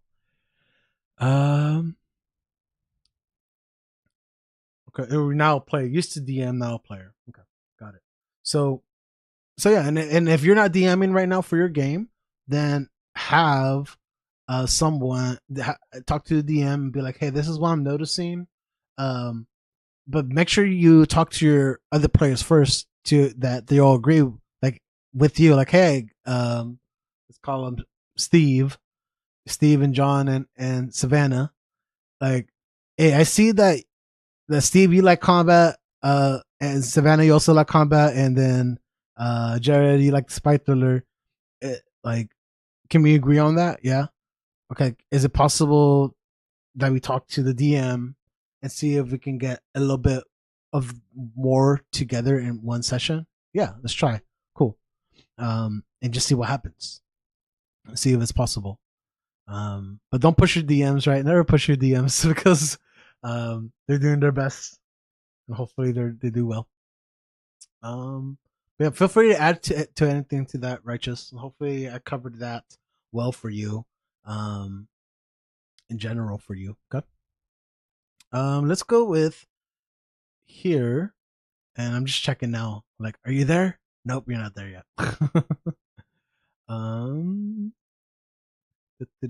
Okay, cool. So let's go with hopefully I'm saying this name right. Catalanesteban 8537. They said, what if I know I'm the problem, but also I'm the DM? So we replied back, told him, hey, give me more info. And yeah, just give me some more info. What do you mean by that? And they wrote back, yeah, it was a problem about the level of reality they expected. One of the players talked to me in private, brought it up with everyone else, and we decided to ease off on the survival and bookkeeping. But that's not a good story. But yeah, one as a DM can be the problem, and if no one says anything, it'll continue to be one. I'm glad we fixed everything in the end. So this is a great example of not being the problem, right? So and it doesn't matter if it's not a great story or not. I think it's still a very great story. Essentially, what was it? The problem was the level of reality that was to be expected. Seemed like he was going for more realism, and when the players talk to them, be like, "Hey, this is getting a little too crazy," right? And that's exactly what you need to do is either talk to the person who can change it, or get just, if you're unsure, if you feel like it's just affecting you and not affecting all the other players, get advice, like get their opinion on the topic from the other players as well, so that you can go to the end with confidence. Hey, Savannah, Jared, Steven, all of them all agree that was a little bit too intense. And yeah, and I told them, hey, it sounded like you weren't doing it very intentionally. And gave them a couple pointers that I believe that they liked. I told them because he was telling me, I believe he was telling me he really likes the reality of things. And I wrote, in the next game, run the game halfway between what you want and what the players expect. Communicate that communication that, or I don't know what I wrote here. Communicate that is what you would like to do, and talk about the upside to the players. If they like it, then move on. So essentially, I was saying, when you as the DM trying to communicate with your players, like, hey, I want to do this sort of gameplay of the survival and bookkeeping, like, always try to paint it on the good side, right, of things, and go for it, right? If they like it, great. If not, then just kind of move on. As DM, we have lots of other things to worry about. So, and these are like 3 different options they could do. I told them, like, hey, that's we have a lot to worry about as a DM. Don't worry about covering everything. If your players do not like survival and bookkeeping, like in this case, right, that was the issue, then don't do it, right? That's one less thing for you, and that frees you up to go ahead and make your role playing better. Work on your voices, work on the breadcrumbs for your players. It's just one less thing to worry about and make the rest of your game better. And then the last thing I wrote here was one thing that you can do, instead of instead of just saying, hey, I want to do survival and bookkeeping, is too much. Go ahead and just throw in your players into harsh environments. But only and I wrote it down here, but like only for like 1 or 2 sessions at a time. And essentially what we want to do is you want to set it up, let them know, hey, and let your players know, knowing that they don't like the survival and bookkeeping, letting them know like, hey, I have this idea for this like desert pyramid section where water's gonna be really, really hard to find. Are you guys cool if we do like 1 or 2 sessions like that? It's gonna be a little bit more on the survival, but after those 1 or 2 sessions, we're going back to how we were playing. And now you're finding this nice little compromise between you and your players, to still, you're still getting some enjoyment, and they're getting a different experience as well from the usual. Now they can't rely on their items that they have become a whole lot more important. Also giving the example of like an icy mountain tundra, and fire is hard to come by or to make, right? So Confused Dragon, you wrote, I disagree. That's not a good story part. I think if you can't make it a great story while also accommodating your players, maybe it's time to revise the story itself. Like I feel like, can you expand on that a little bit more, Confused Dragon? That'd be great. So I'm not sure on this. I wasn't sure what they meant by this little part here, to be honest. So maybe that's where my confusion is at. So I brought it up to everyone else, and we decided to ease off on the survival bookkeeping, but that's not a good story. Yeah, I'm not sure what he was referring to, or they were referring to. But it sounds like you got a Confused Dragon, and I'm the Confused Dragon now. So, but it is what it is. And at the end here, they wrote, yeah, I have turned into something more like number 2. So just letting it go, right? Players don't like that. I'm not gonna worry about it. One of my players right now is pumped about being an Outlander hunter, so he usually hunts every night.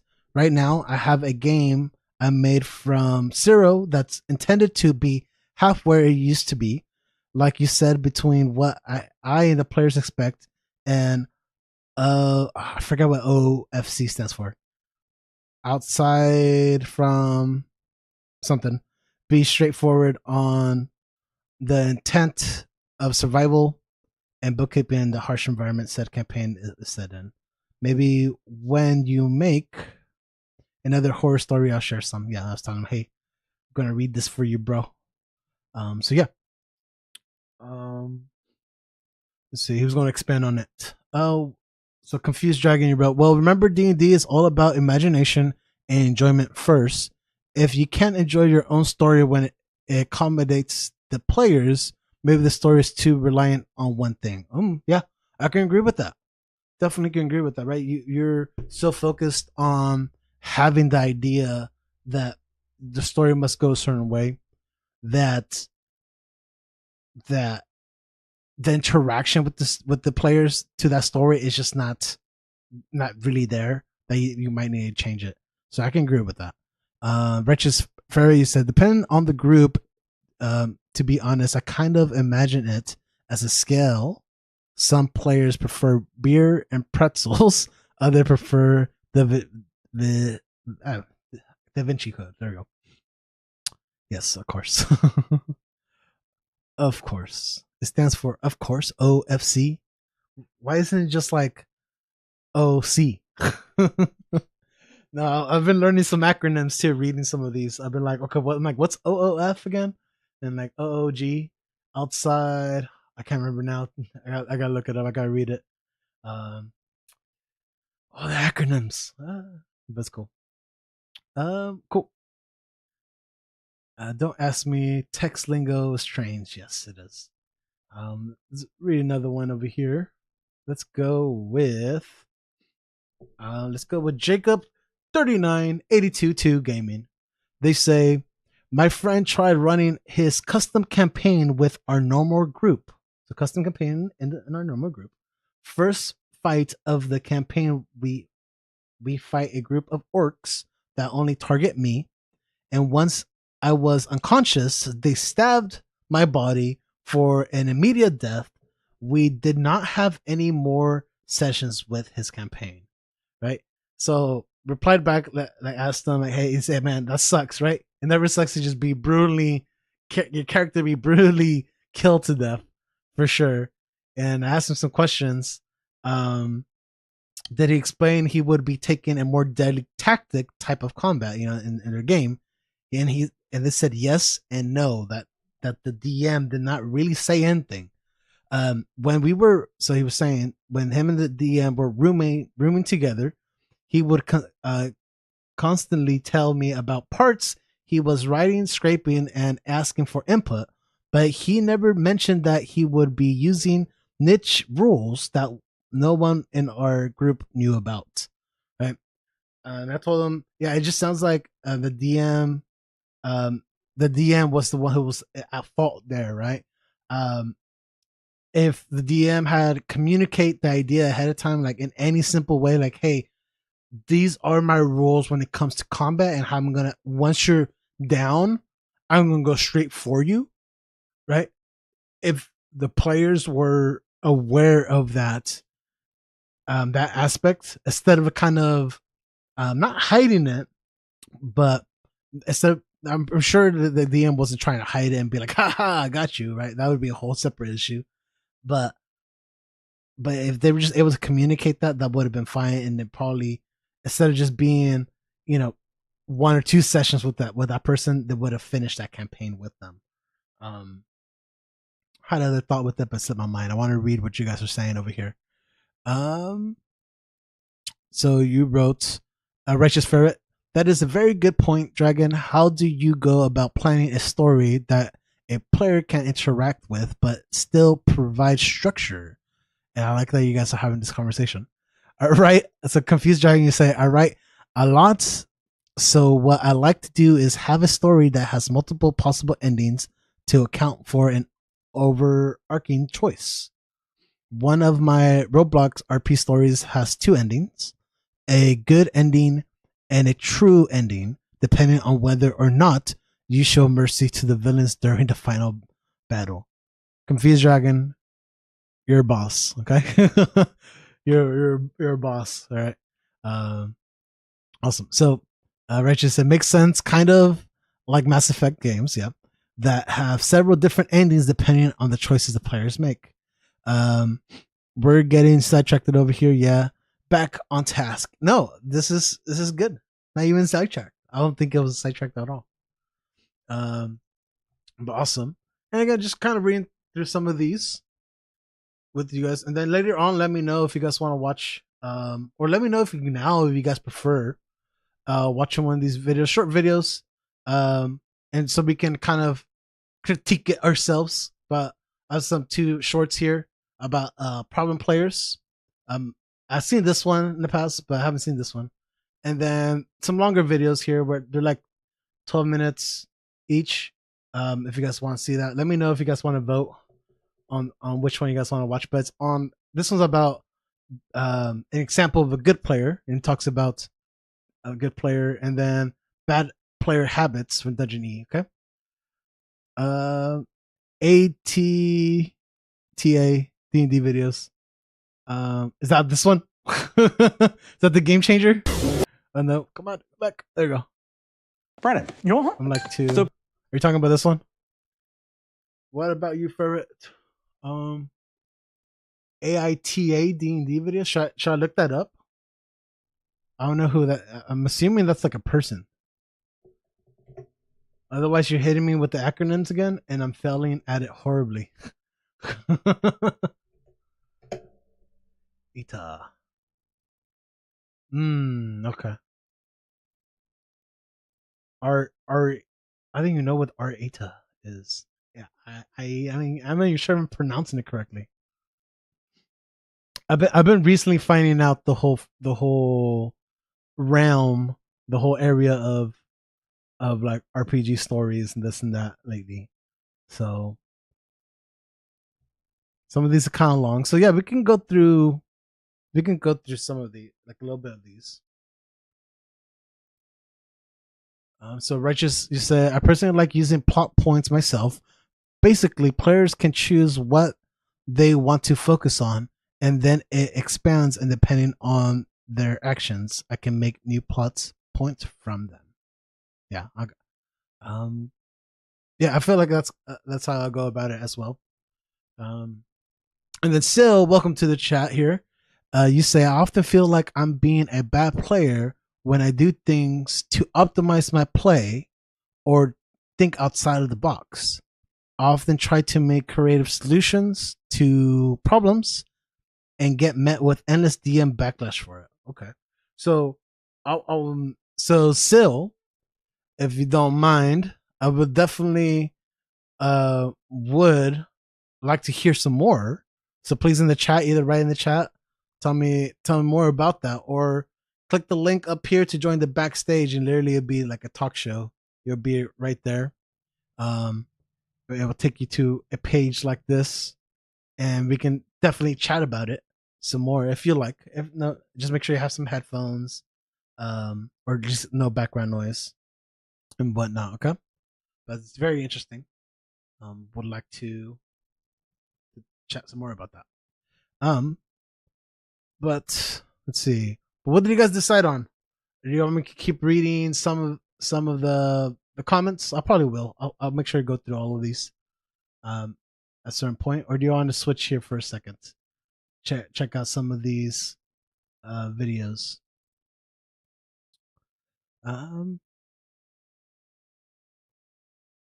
So at Sil, no, you're not the AH.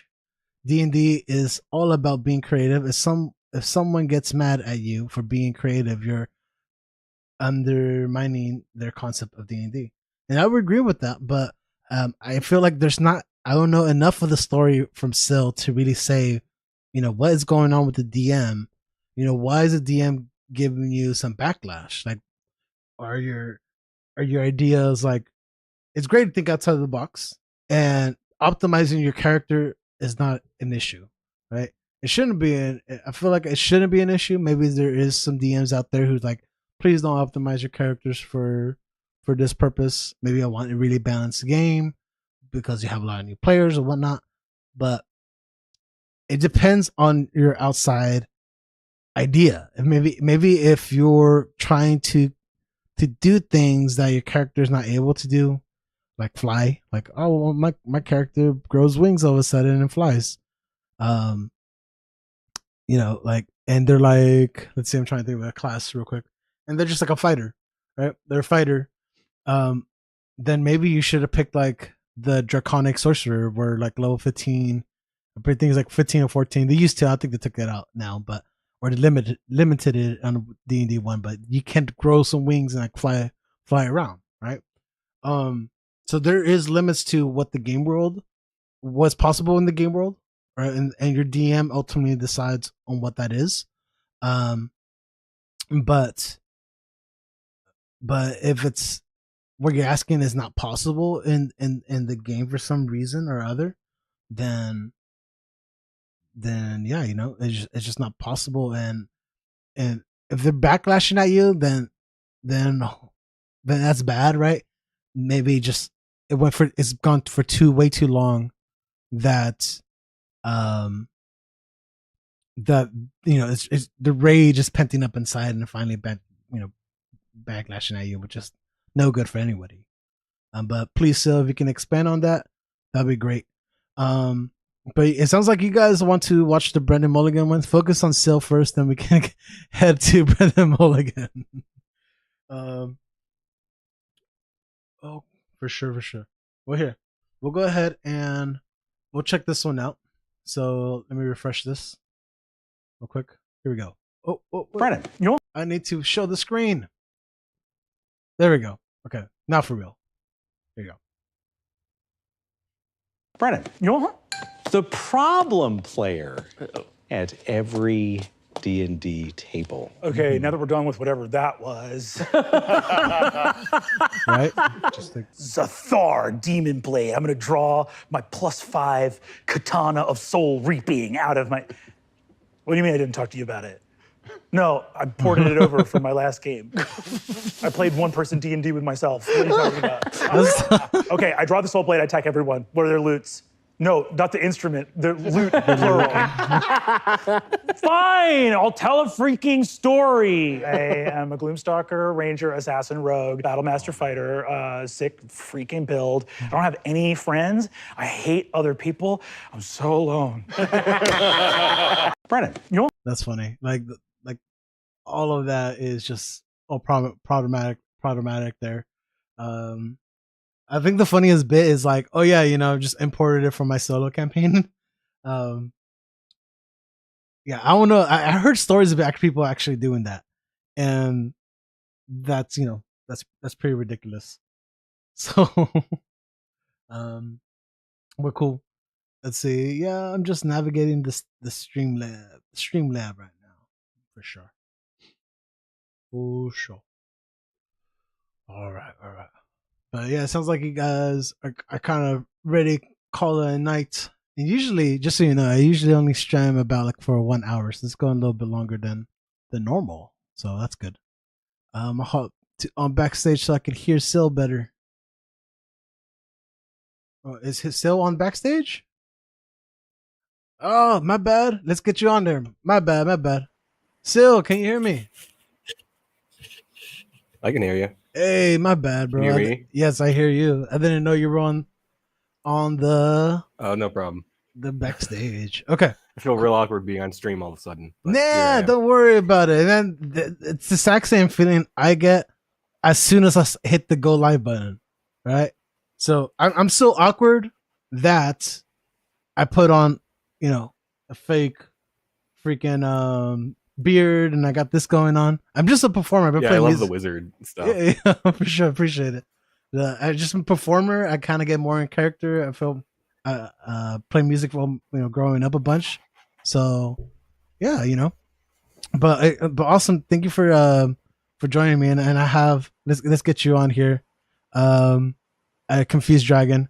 We'll have you on here so you can hear better of whatever you like to do. Hey. All right, but I'm gonna ask Sil here, since we want to focus on you. So you wrote in the chat, I often feel like I'm being a bad player when I do things to optimize my play or think outside of the box. I often try to make creative solutions to problems and get met with endless backlash from the DM. So tell me what's going on here. Like, what type of suggestions are you doing? How you're optimizing your character? Like, you start where you want to start. So one of the examples that always comes to mind for me was we're in this group, right? It's kind of a one shot, and we need to open a safe to get an item out of it to leave, right? Mm-hmm. So okay, I have a alchemy jug from earlier, so I'm going to use the alchemy jug and use acid. Oh, that's just not going to work. The safe is acid proof. Okay, then I'm going to use a key that I have. Oh, that's not going to work. I'll pick the lock. Okay, there is no lock. It is a flat surface. Okay, I'll blow it up. It's adamantium. That won't work. And then I will use an unseen servant to try and get it open that way. Crawl through the gaps. There are 0 gaps. There is nothing on the other side. There is 0 space. So it is for sure. So I'm just okay. So I see it as kind of like a 50-50. I see it like 50-50. Do you ask about the safe before you start giving ideas? It was explained to us. I think I didn't I don't know. I can't remember at this point. I'm pretty sure I asked what it looked like, and then. Oh, my bad. Finish. No.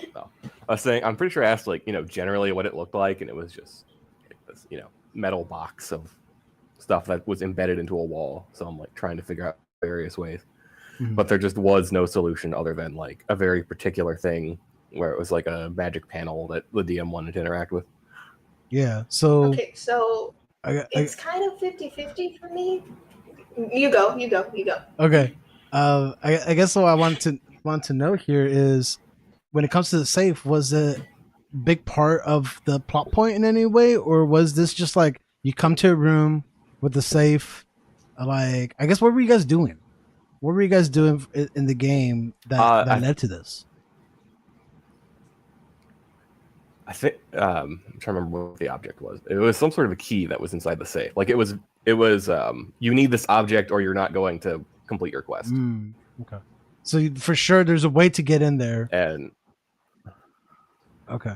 Yeah, it's like you need to make X check, I think was like the intended solution. And I'm like, well, what about like these various other ideas? I have to open it. No. And then of course I eventually try like, okay, we'll do it the normal way. Roll a 1, and then one of our party gets instantly one shot because the enemy shows up. Okay. Yeah. That just sounds like the DM is trying to force you to play the story the way he intended, or she. I don't know. Because like if you thought of so many other plausible ways, but they kept just saying no because they wanted you to force your hand at a skill check. And me personally, I think if you find a way to avoid a unnecessary skill check, I think that's a good solution. Yeah, I can. Yeah, I have a. Oh yeah, I was gonna say I can agree with that. There's definitely times where at the DM, there actually might only be one way to open up something, right, or to get that certain thing. So without knowing how that save was going to be open, and like while knowing what type of possibilities there are, it's really hard to tell if the DM was really just shutting you down, or there literally was just one way, and maybe there was a switch in the room next over, and that would have made it a whole lot easier. There wasn't a switch. It was like a keypad. Yeah, it was something along those lines, and it was I think what solidifies or something. I think what solidifies that the DM was just shutting you down was because he kept adding on and on. The more you changed the suggestion, even though some of the stuff you suggested was pretty reasonable. Yeah, no, 100% on that. Yeah, that's the sucky part. I think that's why it sucks for you. You know what I mean? Because like for me, the acid was smart. Like you could have either just thrown that on the keypad so it like broke down. You could have thrown it on the safe so you could melt a hole in it. There's so many ways you could use that, but he's like, no, you got to use the keypad. And as you know, because luck runs out, it got somebody killed. Yeah, and again, like, not to protect the DM in any way, like if it was supposed to be a safe that is really hard to get into, then I can see the acid not working, right? If it's made out of adamantium, if that's literally what he said, after you trying these things, right? That needs to be said before I try stuff, right? Well, set up the idea that there's only one way before your players get to it. Yeah. Yes. There we go. That's on the nose, I think. If you know that it's supposed to be hard, you got like he should have communicated to you guys, hey, this is going to be very hard.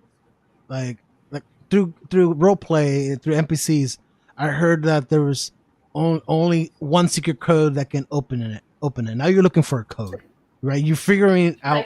You get the parts of the puzzle to actually open this up. Go ahead. I would have said I would had an NPC said the enemy keeps it really secure under lock and key. Any forms of magic spells or tinkering are completely useless. I've tried. Nothing seems to have worked, but I do know that there is a keypad, but I don't know the code. Like something like that. Yeah. Was there anything like that being thrown foreshadow ahead of time? Yeah, was it being foreshadowed? It was hard to open. Okay. So that's the keypad wasn't even important to the plot. It was the key inside. So what's the big deal? That's another thing I run into sometimes. I'm like, this literally changes nothing except making my character look worse. Right. So you said this has been happening. Is this the only time this happened, or was there another situation? Like has it been? There are other times where I run into similar issues where I'm like, I'm going to open this door. And I'll do the typical rigmarole of like, how about I make a key somehow, or I lockpick it, or I'll do something other than like. To me, a good DM lets their players give creative ideas, but they learn from it and try to make sure they can't pull that crap again next time. Right. Yeah, but this is a one shot, so I haven't played with that DM since. It's a one shot that makes it even worse. I know it's. Okay. So I'm like, well, what do we do if we can't open the safe now? Because we can't go back. You can't. You literally can't progress if you don't open the safe. So it's put you at a stalemate. And it's a skill check. And like, was your character proficient in tinkering? I was really good at tinkering. I was an artificer actually. But yeah, I'm like, please don't make me roll this. Okay, I'll roll it. I have advantage. I rolled a 2 and a 4, I think. And then I used a luck point because I have the lucky feat and got a 3, and I needed a 5. That's so. Like, I feel like the skill check was so unnecessary. That's what I thought too. I'm like, this seems so. It's like I said before. Like, have your players have multiple choices. Like, do they force the safe open? Do they go find the code, or do they try to hack into the keypad? So let me ask here. Do you know if the DM was experienced or more on the new side? I think they were newer. Okay. I'm not sure how new. Well, that explains a little bit. Few months. Yeah, I feel like I know newer DMs try to keep the story the way they want it. Yeah, and for sure, because I remember my first time DMing too. Like, I was like all 100% trying to railroading to like my heart's content, trying to keep things, and I still didn't know. I remember one time I had the rogue a roll attack for a tied up goblin. Are you serious? Like, I just didn't know any better. I was thinking, okay, they're looking to attack. Combat rules says you got to roll, but this was out of combat. You know what I mean? You inevitably roll double nat ones against the tied up goblin. Yeah, hit the and he didn't hit it. He was like, what the freak? And I don't think he's ever played. He hasn't played D&D after that. Because it was like one of his first times actually playing. No. So like, I'm so glad that I avoided having to railroad. I avoided that trait. But you seem pretty smart. You seem really smart, Confused Dragon. Well, like, you're writing freaking novels already. You know what I mean? Experience. I do this out of experience. I'm like the main roleplay creator for my friend group on like Roblox and Discords. I usually take charge, play most of the characters, stuff like that. So this kind of like the concept of DMing, it's a bit of like a mixed bag for me. I can't do verbal, physical role play, but on the internet, I'm like quick with it. Yeah. Everybody has their strengths, Like, for me, DMing and like, I'm more a music person. Like I avoided books like the plague. You know what I mean? Like, so it's very different hobby for me. Just trying to get into all the source material. So it just comes to what your strengths are. So yeah, so I think you're doing fantastic, Confused Dragon. So, but okay, also, but yeah, so I think we're kind of starting it to really. It just came down to, Sly. It sounds like your DM was more on the newer side, and probably was trying their best. Not that based on what you're saying, it doesn't sound like they were trying to shut you down at all. It's just that they had a certain way that it needed to be open, the task needed to be completed, and when it wasn't met, it just wasn't happening. And maybe they put too many roadblocks because maybe too many roadblocks for it to actually have the task be successful for the players. So yeah. Okay, cool. No, appreciate you coming on here. Is there? I guess was that it for you? Is that do you feel? Oh, I guess he left already. Oh no. Okay. Or maybe he dropped out. Maybe, no. I mean, it is kind of late. I'm just staying up because I don't have a bedtime. Go to bed. It's summer. It's summer for you guys right now. So it works. Yeah, I don't have to go to like bed at a specific time until school starts back up. Got it. For sure. I don't have to go to bed on Friday and Saturday, or if I have a break. Definitely. Let's see.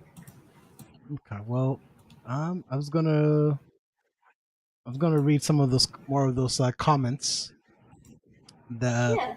Yeah. Let's go over them. You want to stay on? You want to stay online with me? Stay on the. Yeah, we can just like go back and forth. Okay. Here. And I'll try to like keep with the comment section too. Yeah. Oh, hi, David S. Pumpkin. Yes, I wrote back to them, but I think they left already. Some people are like, "Oh, hey. That's sad." Yep. But I replied to all just of pop the. in and say hey and then leave. Yeah, exactly. I was gonna say I replied to all of these, right? I try to be nice and reply to everybody. But it'd be great to hear your perspective. It seems like you have pretty good perspective on things, even though you said you've been playing for 3 years now. Okay, you've been playing for a while.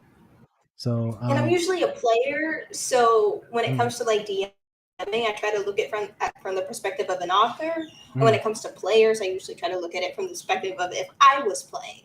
Okay. I see. Okay. So tell me what you think about this. So this is Killmate 50. They say Halfling Thief stole an item from the king that turned out to be a mana bomb and killed half of the party. Reenacting a scene where the warrior is picking up his own arm before dying. The druid is holding his wolf summon and crying as it starts to disappear, which is just really sad imagery. And the paladin was impaled to a tree but still alive.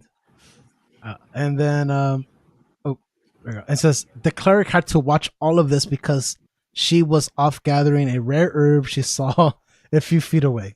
So two things.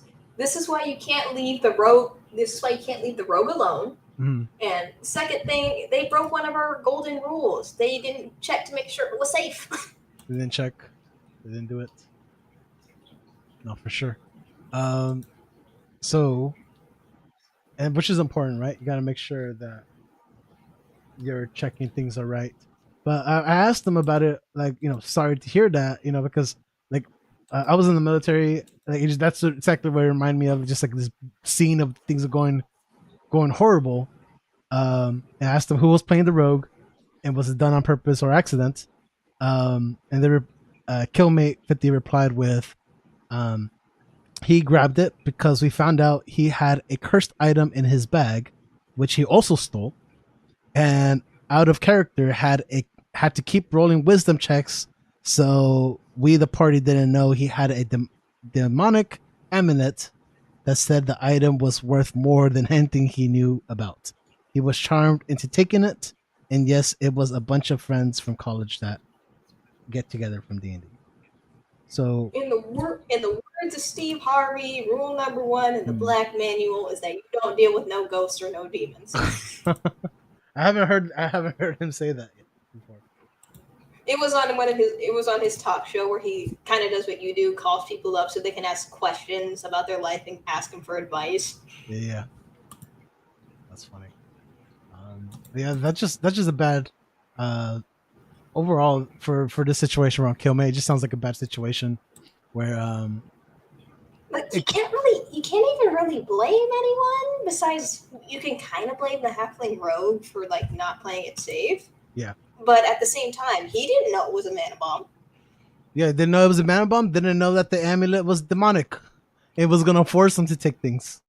You know what I mean? It was just one of those situations where the rogue was being a rogue, and it just turned out that it went bad. It went south over a course of probably a few sessions. You know what I mean? That's my rule. If I don't know what it does, I'm not touching it. No, I'm not. No, I don't have that rule. I'm like, let's go ahead and touch it. I will let one of my other party members die before, just to see what it does. I'm not touching it if I don't know what it does. Oh my god, that's funny. So sacrifices must be made. Oh no. So I see here that I think that was all the comments. We read through all the comments that people wrote. So cool. But so what are you planning on doing here, Confused Dragon? Are you planning to call it a night, or I might call it a night. Let me see how many people are on currently. Oh no, we got a couple people here. We got a couple people watching, like 4. But it's up to you. It's up to you. You're the stream host, not me. For sure. You make the rules. Yeah, but I like to interact with everyone who is here. So hey, let's remember, do this. Let's do your rule overrules mine. the rule. So let's do this. I did pull up a video from Monkey DM, and just yell at me. Just yell at me and be like, "Pause it!" Right? If you want to say something about that little section, let me know. Okay. All right. But definitely wanna. I'll be pausing it too. So this is. It's titled. So this is from Monkey DM. It's titled "The Problem with Power Gamers in DND." Okay. So here we go. Well, let me refresh it. The big problem with power gamers. In D&D, power gaming is really not an issue if everybody in your party is doing it. If everybody is optimized out of their goddamn mind, then it's fine. The DM can just increase the difficulty for everybody and they will have a fun experience. The issue with power gaming comes if it's only one player doing it and the rest are not. Why bother even fighting if you can only do 10 damage and he comes and does 60 damage? You just feel useless. Not a very fun experience. The only one having fun in that situation is the power gamer themselves, and in a game which is all about cooperation, that's not good. In addition, it's super hard for the DM to balance, because if they want to challenge the power gamer, they have to bring something incredibly strong to the table, which will just wipe out the rest of the team. Not a fun experience. The big problem with power gaming. Yeah, were you able to hear that? Probably catching up.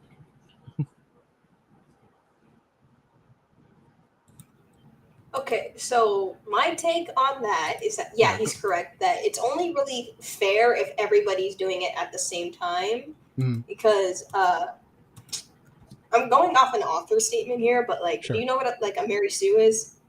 Not exactly. No. What is it?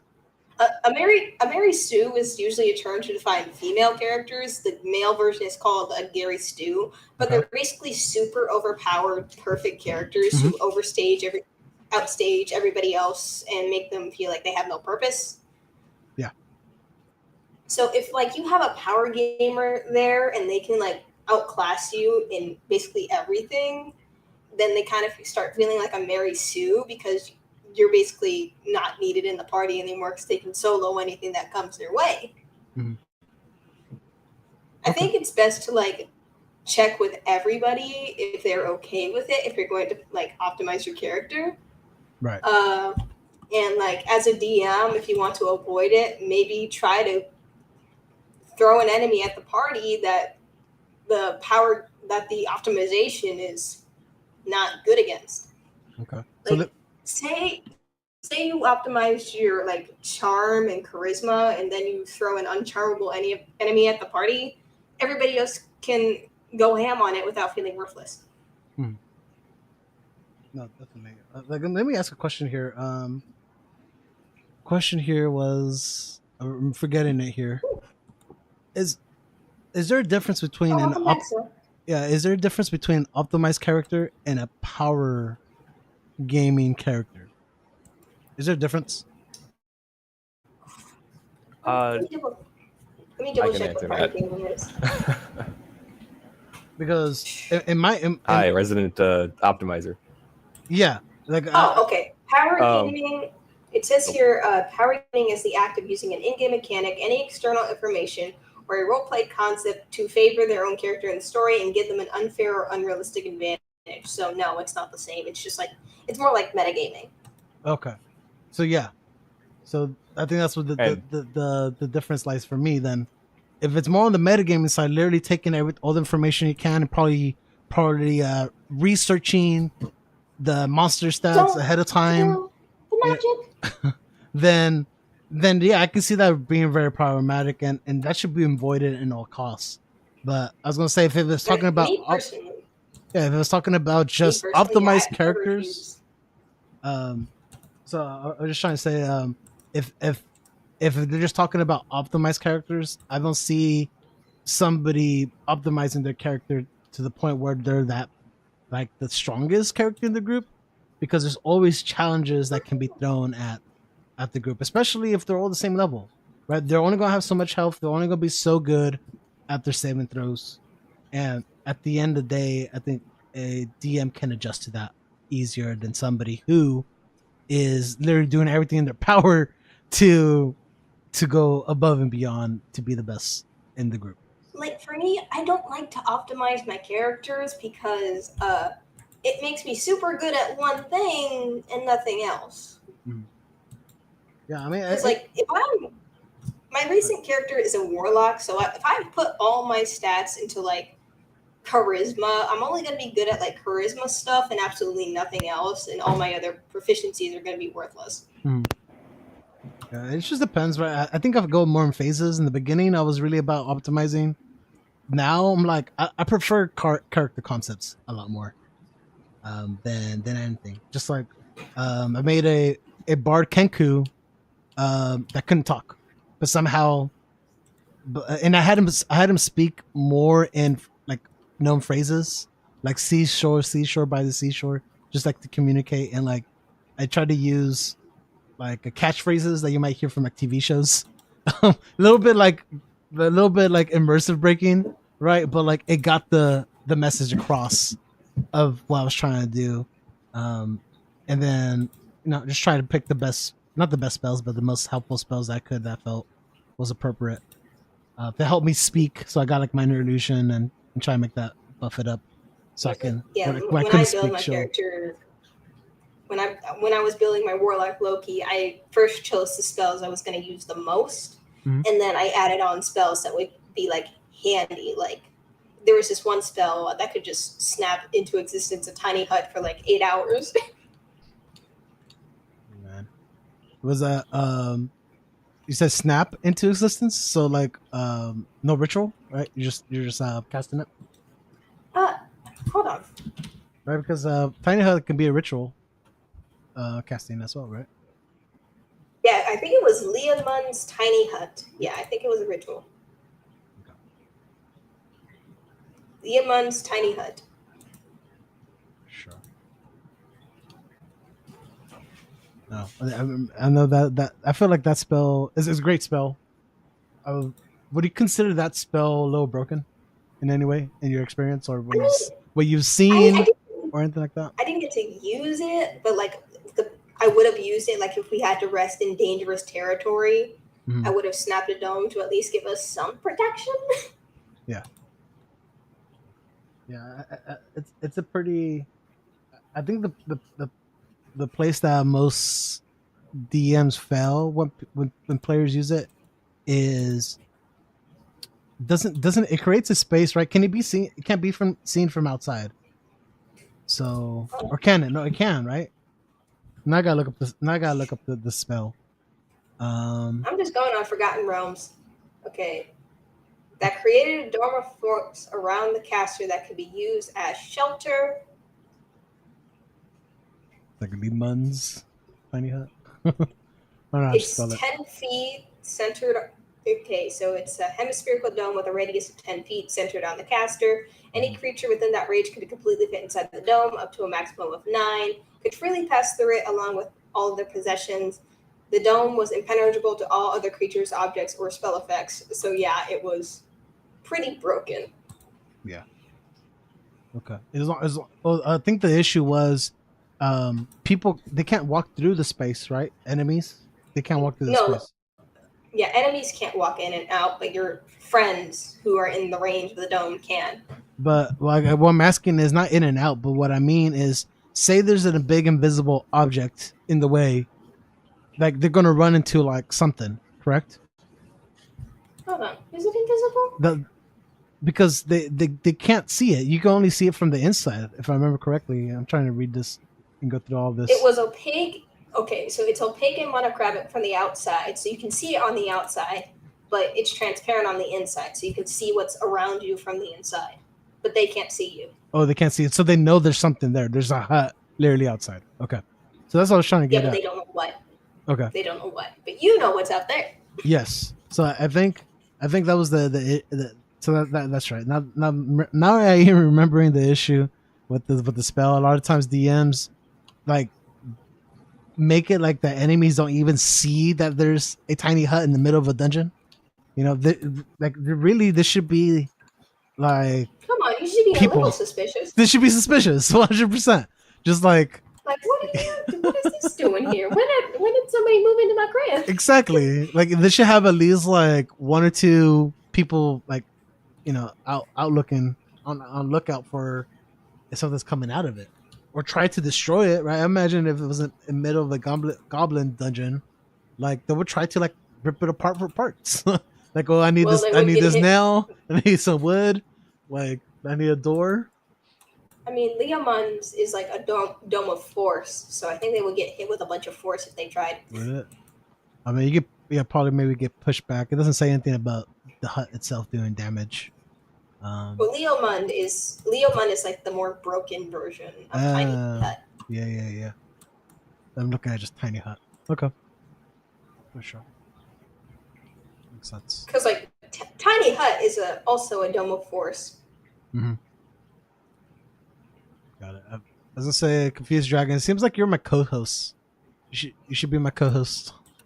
Are you ready for Are you ready for the responsibility? Yeah, I can do it. No, I do appreciate you being a trendsetter today. Yeah. Okay, cool. And anything else is still on your mind when it comes to today's topic here, or in general? But today's topic was avoid being the problem player in your D&D group. Anything that you want to say or add? Yeah. So the one thing I do want to like kind of add when it comes to like problem players is that sometimes they don't realize they're being the problem. Sometimes they're not self-aware.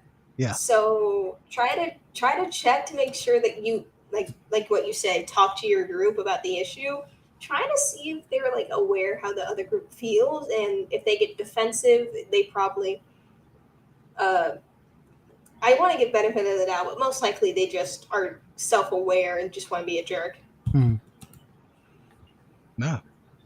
I do know that feeling of like, hey, by the way, if I'm doing something to bother you, please like let me know, because I'm not trying to just ruin everyone's fun. I'm just, you know.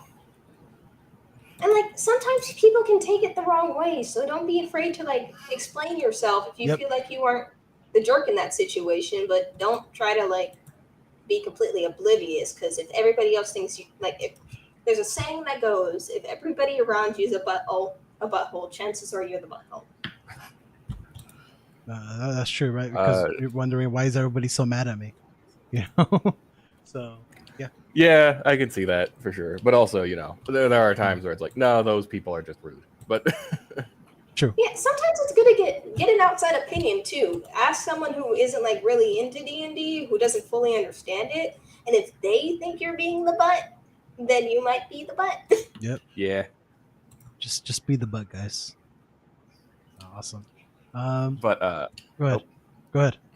Oh, I was gonna say, for like some context, I do a ton of like optimization and even power gaming stuff, but I try to like very much indicate that that's what's happening before I join a table.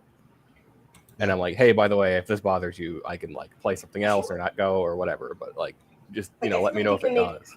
I feel like you can make power gaming fun without ruining the game if you like. Yeah, exactly. Make it into your character. Like your character has like visions of not just been around for a long time and is like familiar with a lot of stuff, or they like have precognition of sorts. Yeah, or even beyond like the metagaming aspect. Like I was reading about Fey deals recently and how cool those were to do, like with different Fey creatures and I don't trust domains. Fairies. Yeah, exactly. Like no one wants to trust fairies, but if you play like a Fey character who bases themselves around this concept of like out-Feying the Fey and making these deals that like cause trouble, but also, you know, bring things to the party, that could be an interesting character. And suddenly it's, you know, cool again, instead of just being like. I do have one funny story about someone who ended up being that guy for like one moment. All right, you want to share it?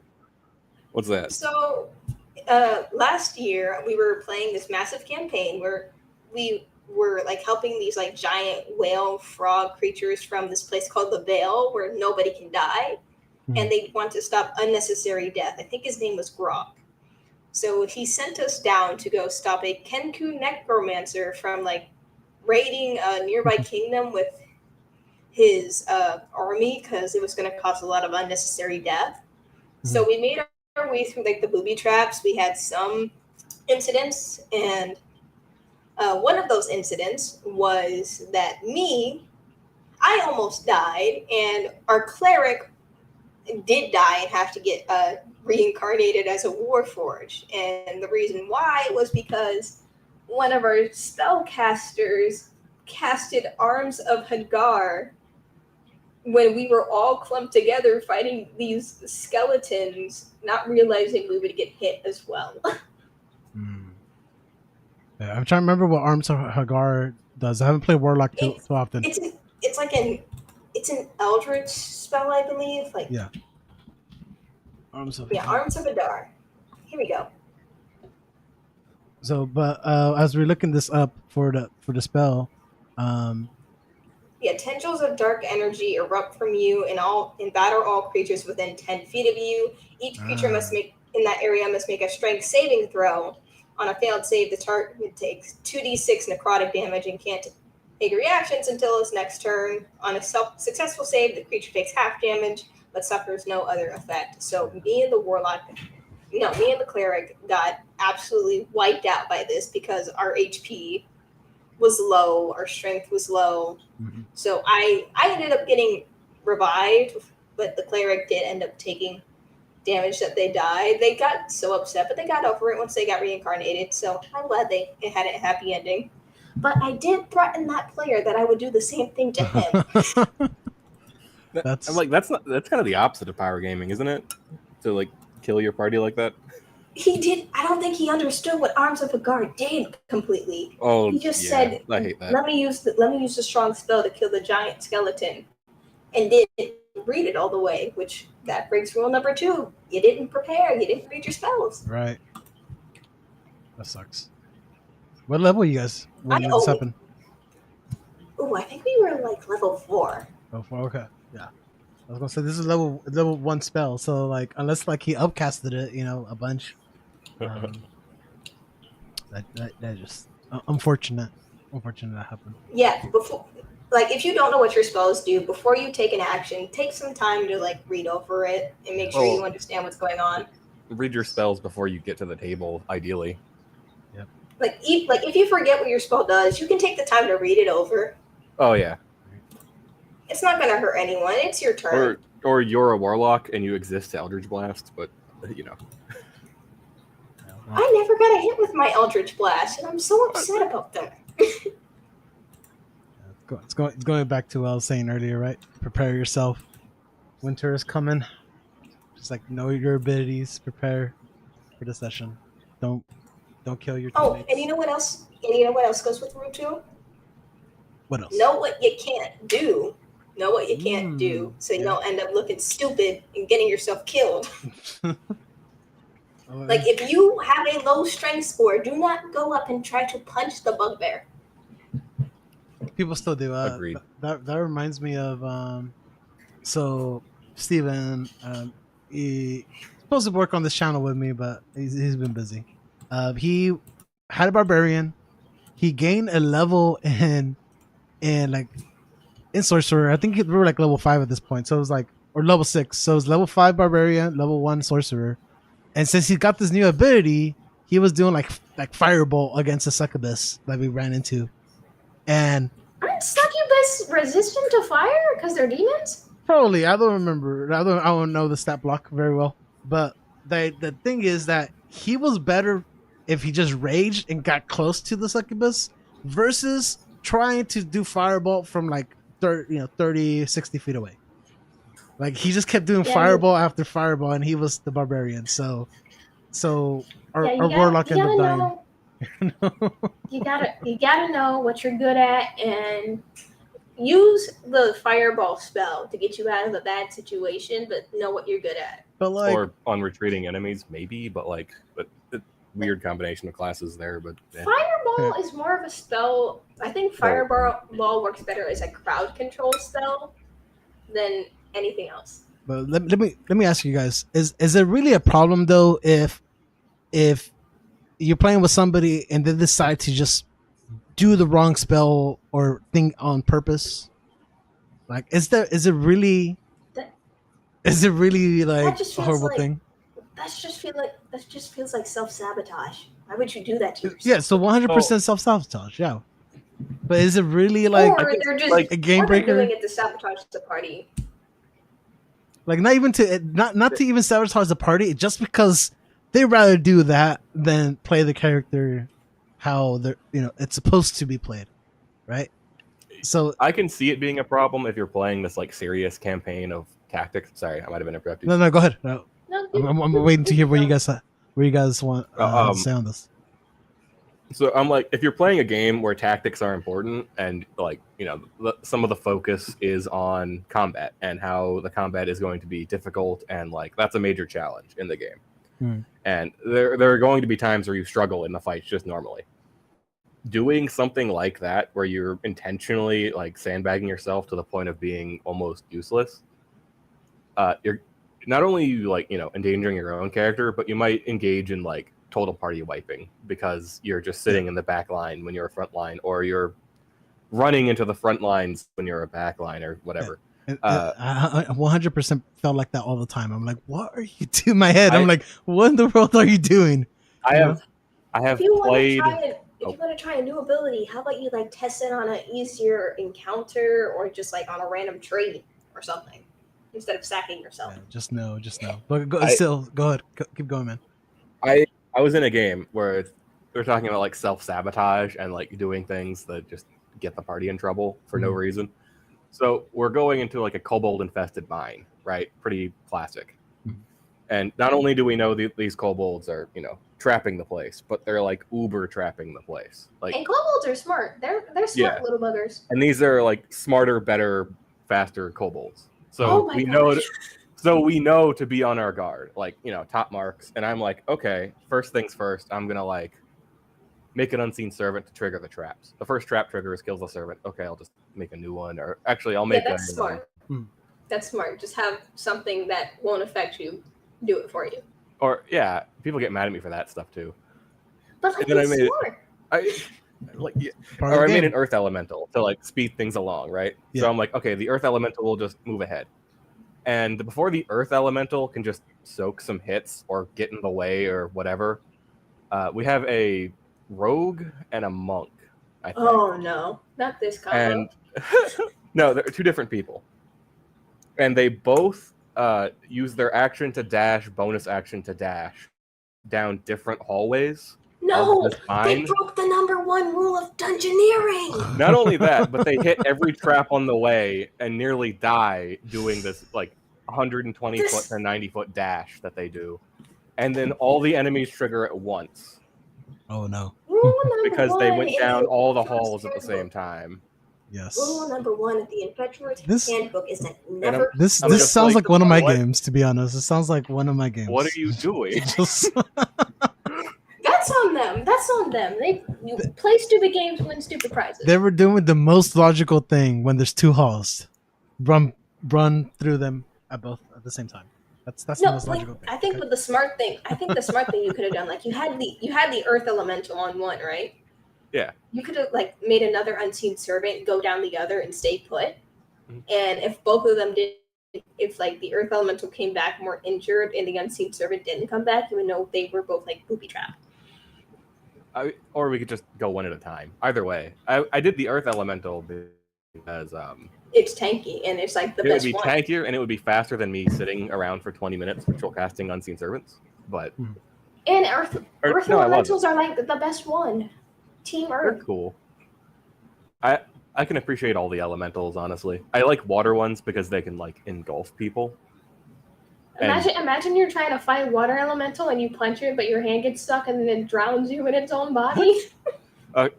or you're like on a cliff fight, right? And you have your water elemental engulf someone and then jump off the cliff.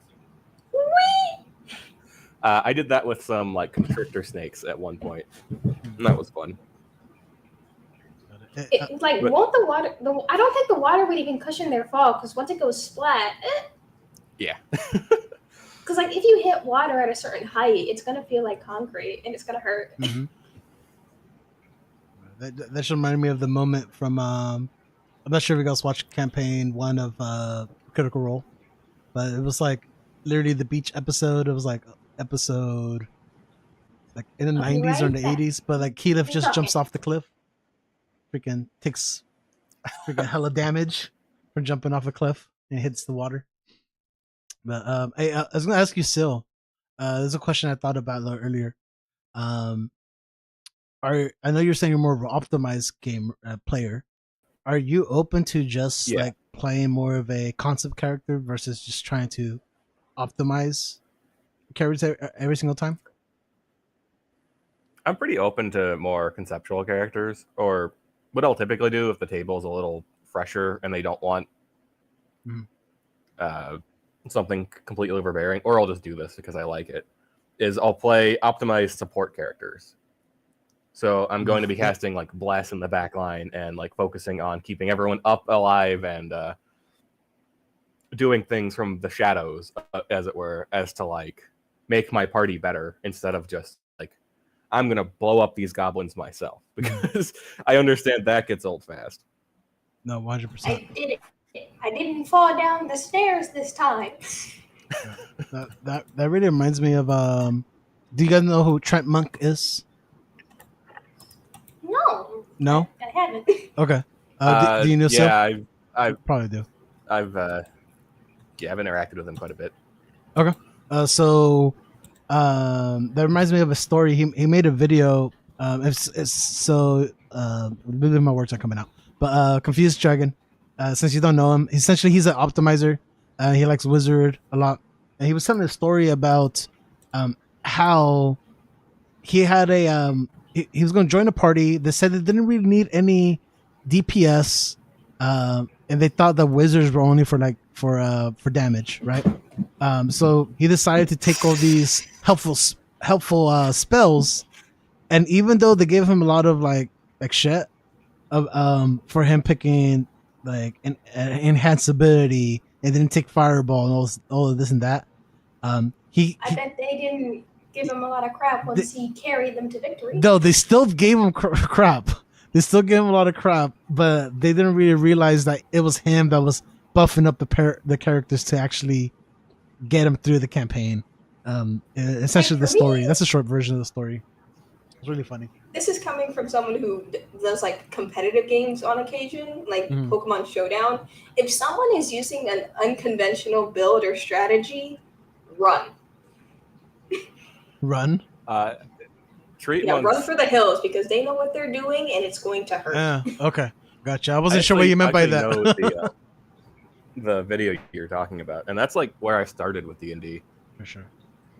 Yeah, a lot of optimizers. It's pretty cool. Mm-hmm. So like, in your guys' opinion, do you think like metagaming / power gaming is it metagaming or power gaming to use like your knowledge of like how what's around you to like improve it? Because like I remember one cool moment as Tuilu after she reincarnated. That was my artificer, my first character. I ended up having to fight a horde of giant rats, and the monk was down there punching at them, and I used my breath weapon to fire straight into the cave, which was filled with mushroom pollen, filled to the brim with pollen that would have ignited at the slightest torch. And I used my flash of genius to save the monk so he doesn't get burned. And I killed all the rats in one go with that move. But like, do you feel like it was kind of like power gaming to like remember that, oh, the cave's filled with pollen, that's explosive. So what if I just breathe down? That's just using your environment to your advantage. Yeah. Like, I like when, obviously I'm a power gamer and a munchkin and all that, so, take my word with a grain of salt. But I like when characters understand what they're doing and do things intelligently, right? So when you say characters, do you mean the players? Sorry, I want clarification. You mean the characters or do you mean the players? Both, but I meant like characters in their world. Like they understand what their spells do and can use them to like various different cool effects.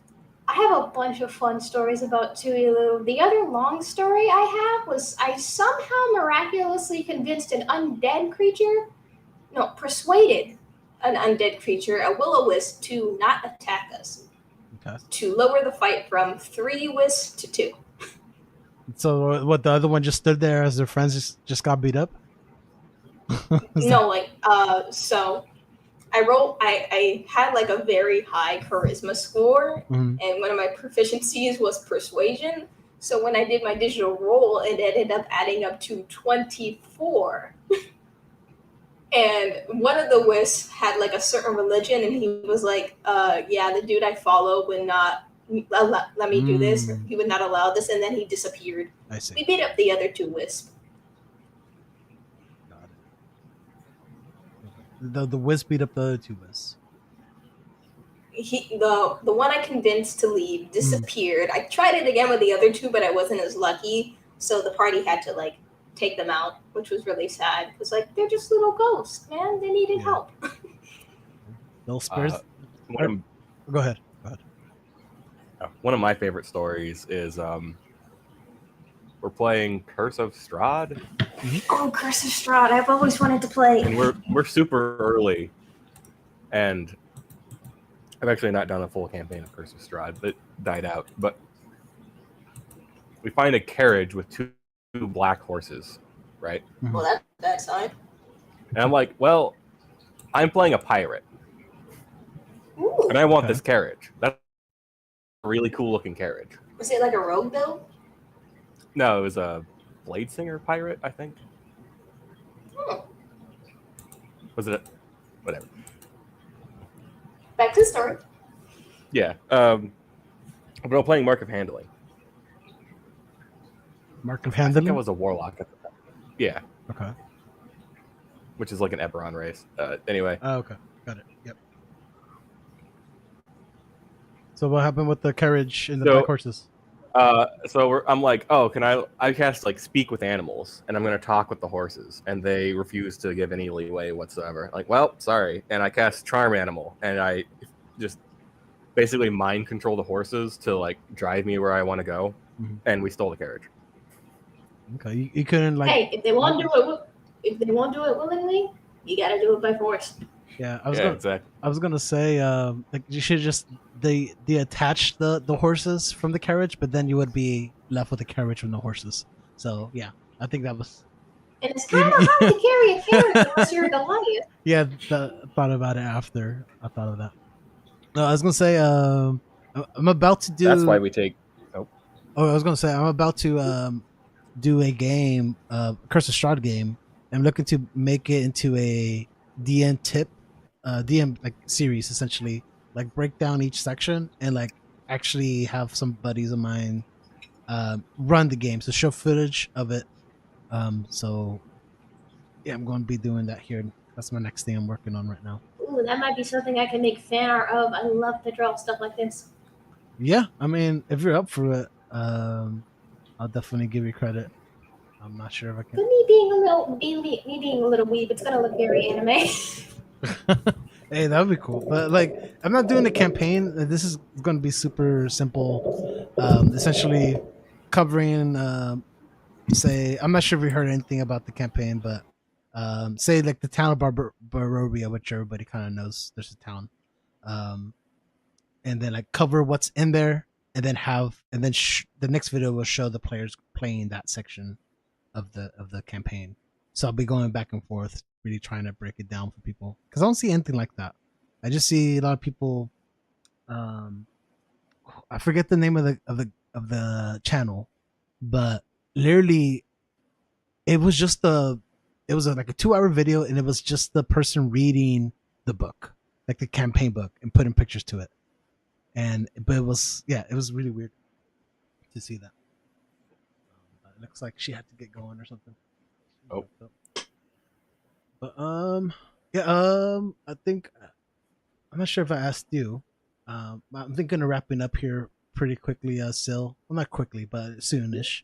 But as far as I'm not sure how much of the stream you saw earlier, but today's topic was I got in pretty recently. Okay, got it. So at the beginning of the stream, I kind of gave out some tips. I'll make a short video. I'll clip it out, right, and make a 12-minute video on that section. But essentially was avoid being the problem player or the problem in your D&D group. Anything that you want to share on that topic, or maybe you got a story or just anything. Good question. It's so broad. I'm not sure. I'm just trying to. So maybe you as maybe like one time you had a player in your group. Maybe it was you. Maybe it was a DM. I did ask the chat earlier yesterday. Or maybe comment on this. How about this? I'll help you out.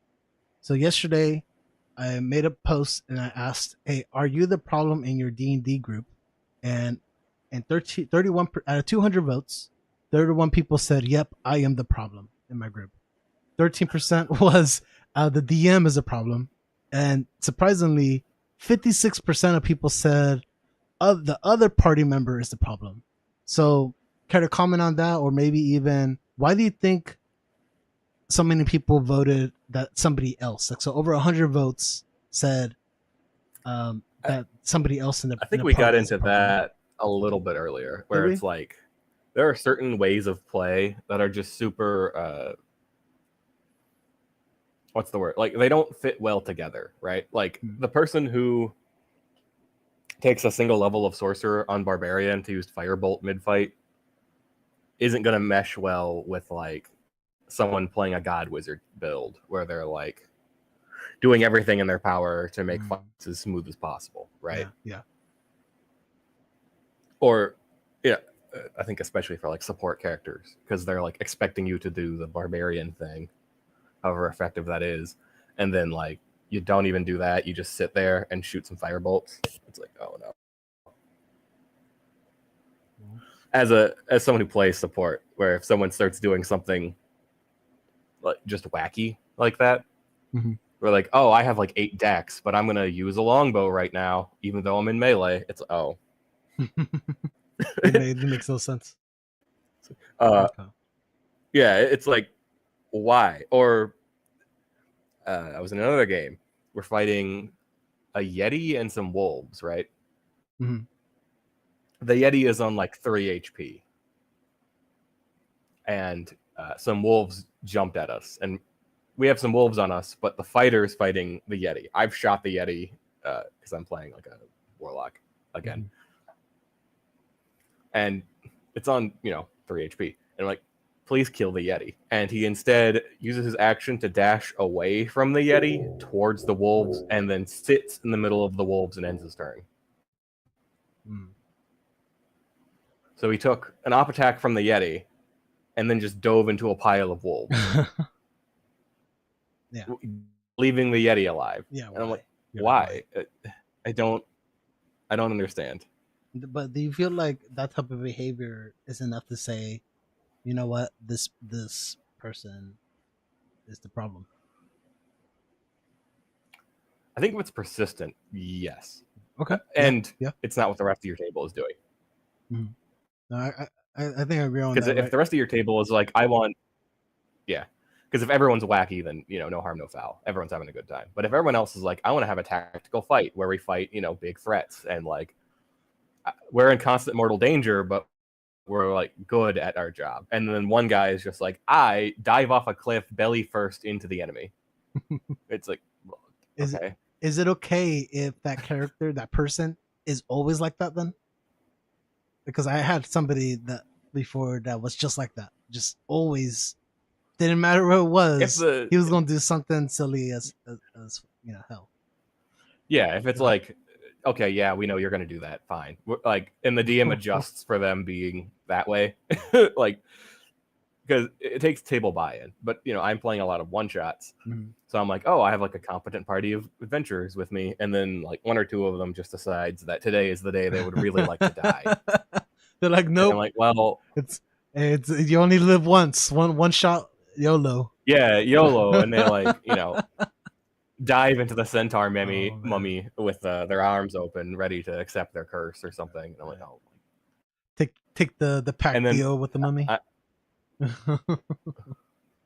Or just, like, oh, I'm going to hug them to death. Like, oh, why? And then you're playing the healer, and you're like, no, I don't have enough slots for you. Exactly. You're like, I don't have enough slots for you for being that stupid. No, for sure. All right. Well, cool, man. Confused Dragon also got DC'd in his back. But... well, I'm thinking of. See, we're on a rotating with. Huh? Go ahead. Oh, I was saying Confused Dragon just got back. But yeah, I'll. All right. Well, I'm thinking of calling it. I see her now. I was thinking of calling it for the night here. She's like gonna be like, no. I'll put her in here. Oh, no. No, I'm cool with that. I listened in. Nah. I was gonna say, but I'm thinking of calling it the night here. I know for some of you is what, like almost midnight. 11:46. 11:46. Yeah. 11:47 now. 11:46. Yeah. True. I'll see you if you invite me on again. Maybe I'll talk about the time I was the problem player. But yeah. So the way it works is pretty simple. Like typically what I ask is like type in the word fireball in the chat, and that tells me like, hey, I want to come on. And then I'll call your like a username, like, hey, Sil, go ahead and come on. Today I think I just invited you, right? I was like, hey, this is how you do it. But literally today was the first day I had anybody actually come on the live stream. It only took 5 episodes. We should come on more and just talk about this random stuff and like analyze the comments. Yeah, it's fun. I actually run like a whole D&D blog, and if you read it, you would immediately know I was the enemy. No worries. I invite everybody, enemy or friend, I don't care. We're cool. If you aren't fighting any enemies, become the enemy. Exactly. Yes. Yeah, I run a whole thing on like super theoretical optimization stuff, and I have like every disclaimer in the book of like, please don't actually like do this in a normal game because it would be stupid, and then people still get mad at me when I just talk about it. So. And then that one guy's like, I'm gonna do it anyway, even though you told me not to, because I okay, can't read have that fun. side. You're gonna like, Gonna make everybody else hate you. But it's cool. I understand the life. Yeah, for sure. I was gonna say link your blog. Link it, man. Oh God. Yeah. I will gladly read it. You see? Please don't. You want it in the studio? I guess that's kind of the only. Yeah, I don't think there's comments right now. I think there's only comment section after the video. I recently wrote an article on how to kill someone with a lasagna. Italians would absolutely love that. It ends with an 189 million damage combo. Don't underestimate the lasagna. This is like that from like lasagna. Was the lasagna hot as like lava? So like you're getting like lava damage inside their body? Is that what's happening? So it's part of a mini series I'm writing. God, I hate that I do this. I'm such a fucking nerd. Anyway, but I had this revelation on the spell Fabricate. Okay. That it can work on anything deemed raw materials, and the definition for raw materials is like things used to make stuff, essentially. So it works on pretty much fucking anything. So the gimmick with this was I cast Fabricate on a prismatic wall, and I can shape it into any shape I want. So I just put it in a lasagna tray as like a foot thick piece of prismatic wall, and then you slap someone over the head with your prismatic lasagna tray, and you deal like 300 d6 and inflict them with every status effect that prismatic wall does. You save that for the person who puts pineapple on pizza. Yeah, there you go. There you go. Something we all can agree on. Awesome. But what I want to know is why lasagna? That's the thing I want to know. Why not? Because prismatic wall has layers. Okay. Like an ogre. Yeah, and you took the layers and you layered them further, so it's just like 60 layers of prismatic wall. And like you're gonna compress all of that force onto somebody else. It's gonna hurt. Yeah, and then I talk about how you can put it into swords and various other bits and pieces to make just completely broken objects that deal way too much damage for the game. But I'm going to look at it. I've yet to use this in anything. You said it was a spell. What was it? Pragmatic? What was the spell? Prismatic wall. Fabricate. Prismatic wall and it was fabricate. Fabricate and prismatic wall and fabricate. Got it. Okay, I'm going to read into it some more. Together. This reminds me of like there was somebody a couple of weeks ago asked me, "How do you make a nuclear bomb in D&D?" And I feel like this is a step close. First step to that. Your first step is to talk to your artificial. People have like accused me of like, oh, I make a bomb. No, it's in the rules. It's just stupid. Yeah. Because nuclear bombs aren't a thing in the game, but prismatic wall is. Yes. Not yet. Yeah. Well, you can't make the artificial will find a way. I hope so. Yes, it will. You got Nomengard grenades, and well, okay. Legalize nuclear bombs. I've been working on this nuke concept. So Nomengard grenades instantly blow up if the person possessing them teleports, and it's a 60-foot explosion. Like it's huge. And they do 8d6 force thunder and 8d6 fire, and if you fail a con save, you're stunned. But since they blow up when you teleport, you can just have a sack of like 200 of them and then teleport. You're gonna die, but everything else will too. No. What if you like throw the sack like into a group of enemies, then you teleport? Well, it has far to be away. It has to be in your possession. Oh, that sucks. But you could send like what's the name? Daibuk. They have Dimension Door. So you can make a sacrificial Daibuk with Summon Greater Demon and Planar Binding and give them the sack of bombs and have them teleport in and blow up. Oh, I almost did like Summon Greater Demon on my Warlock, but then I realized that they won't always listen to me, and I'm like, no, you know what? I'm gonna just use the shadow creatures. Thank you. They listen to me. This is why we Planar Bind. There's got to be something easier with teleportation. Yeah. Isn't it like a running joke that if the artificer hands you something, it's a one-time use item, and once you throw it, you need to run? Wait, what? Say that again? Artificers. Yeah, isn't it like a meme about the artificer that everything they make just explodes? Yeah, probably. I haven't actually seen it. So I think I've seen a bunch of memes about anything the artificer makes blows up. Like, should we find Sounds out? more like my characters, and I'm usually like a conjuration wizard or something. Okay. Luckily, I never had to make anything special for my team, so I didn't have any explosions. There you go. Yeah, I'm looking up at some artificer memes real quick. Oops, there you go. It says, "Why stop at gun? The artificer can make so many more entertaining weapons." So it's like a mirror, like a mirror from the sun destroying a ship. But that's it. Fighter doesn't want an artificer. An artificer anyways. That's funny. Go ahead. I have a whole shtick on making the ultimate gun in D&D. Yeah, I saw it. It was the one with like the dragon rifle head. Yeah, the Whisper of the Worm. Get it? Because haha. When the artificer gets the chef feet and it's just this puppet chef with like a bazooka. Where's that at? I looked up artificer memes. Here, let me see if I can present it.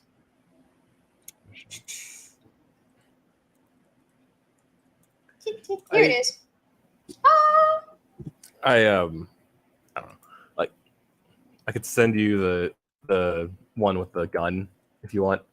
I like guns and I like doing big damage, but they're some of my least favorite things to write articles on, just because it's just big damage, and that's cool for a little bit, but it's when you hit like 500 damage, It gets 1,000 boring. damage, a million It's boring damage. playing an OP character after a while. Yeah, like specifically that kind of overpowered. Of like, I instantly blow up my enemy. Okay, well that's nice, I guess. It's nice, but like it's no longer fun. The Yeah, battles exactly. are really short. Right.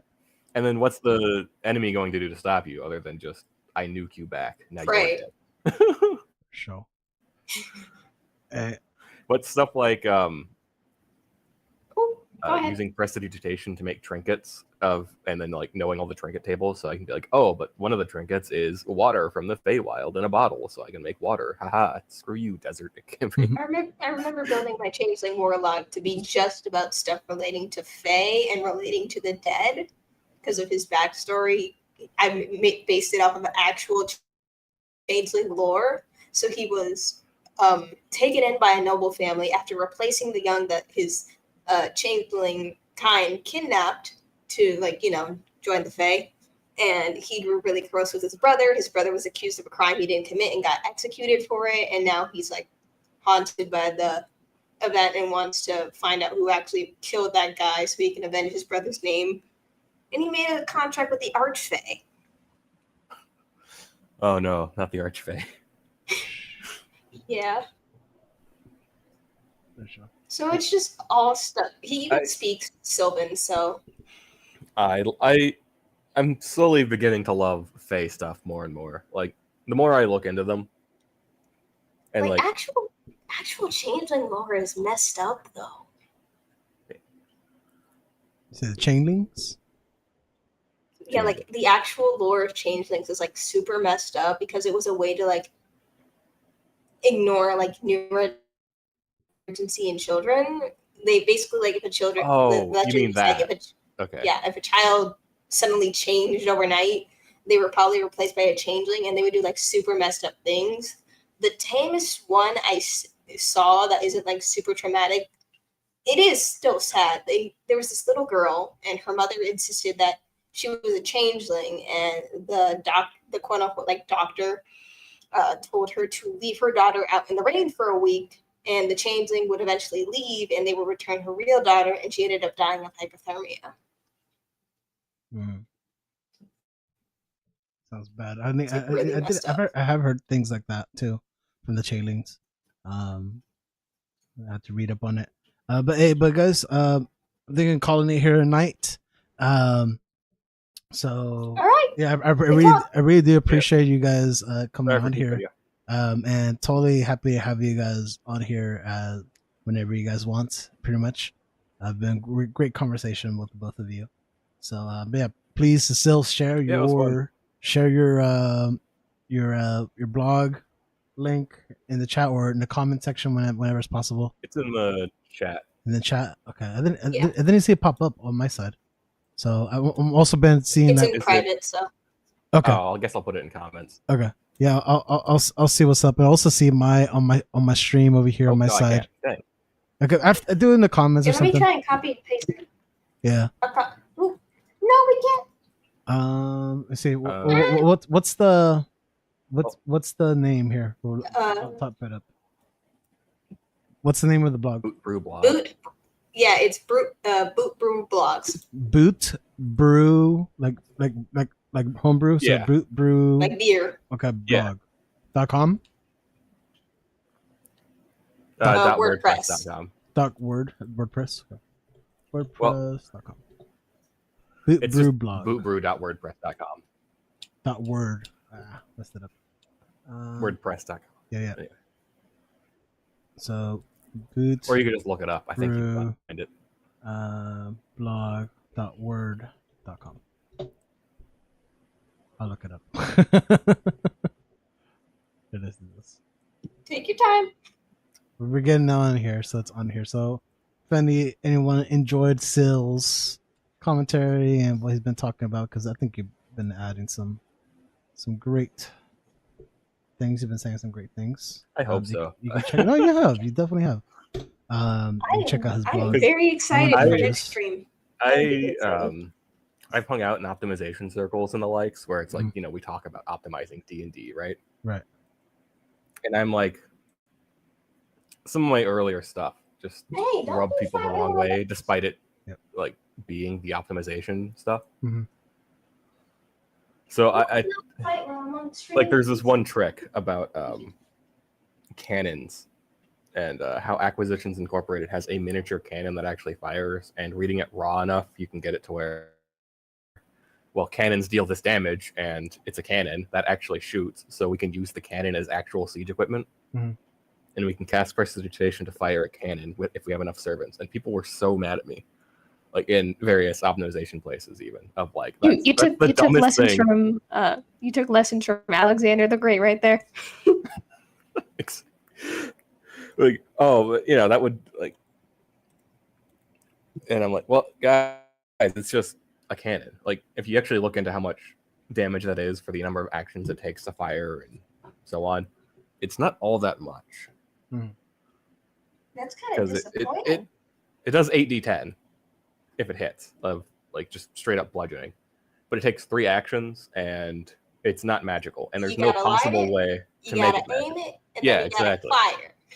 So I'm like, 3 longbows or like the magic stone cantrip does about half, and if you end up with an enemy with like magic non-magical resistance, it's the same damage, and if they're immune, then it does nothing. Oh my god! But it's cool. I'm like, cool. Having a cannon is a really cool trick, and that's what I cared about. But everyone was just got it. Well, definitely like obsessed with how much damage it did. Okay. Well, I got anyway, sorry, I'm keeping you. No, your worries. I do got your website up. So brew.wordpress.com. Yeah. So yeah. So definitely check out Sills. If you're definitely interested in reading up on how I gained the power of the god by talking to a magical cat, and if you want to read up on that prismatic Lasagna Death Rainbow, then there you go. Awesome. Oh, awesome. Well, I am very excited for the next stream. I hope we can do this kind of silly stuff again. Yeah. I hope so. Definitely. Hopefully more are brave enough to jump on so we can talk. I think it's just a lot better interaction wise, right? Instead of just like reading a quick little comments or something in the chat. It's like the comments lag so much. Oh my god. And I was like a minute behind when I was like on both Streamlab and the YouTube. Yeah, right now my stream is like completely lagging. Like it's showing loading on mine, but it also had like low latency on it as well today. So I'll try like ultra low latency next time to see if that helps. But it just requires more. Why is Cats 1999 in my recommended primetime movie? I have no clue what that is. I don't know, because I have 2 cat articles. So they know I'm stuck with 8. I'm stuck with 8 of these furballs, and none of them listen. Sure. None of them were my choice. All right, guys. Well, if you heard it, like, yeah, we can keep chatting for one, but I'm gonna end the session for right now. Okay, guys. Yeah. Right. Yep. See ya. All right. If you heard a scream over my mic just recently, that was one of my cats. That was Pixie throwing a fit and not defending himself. Yeah. No, I didn't hear.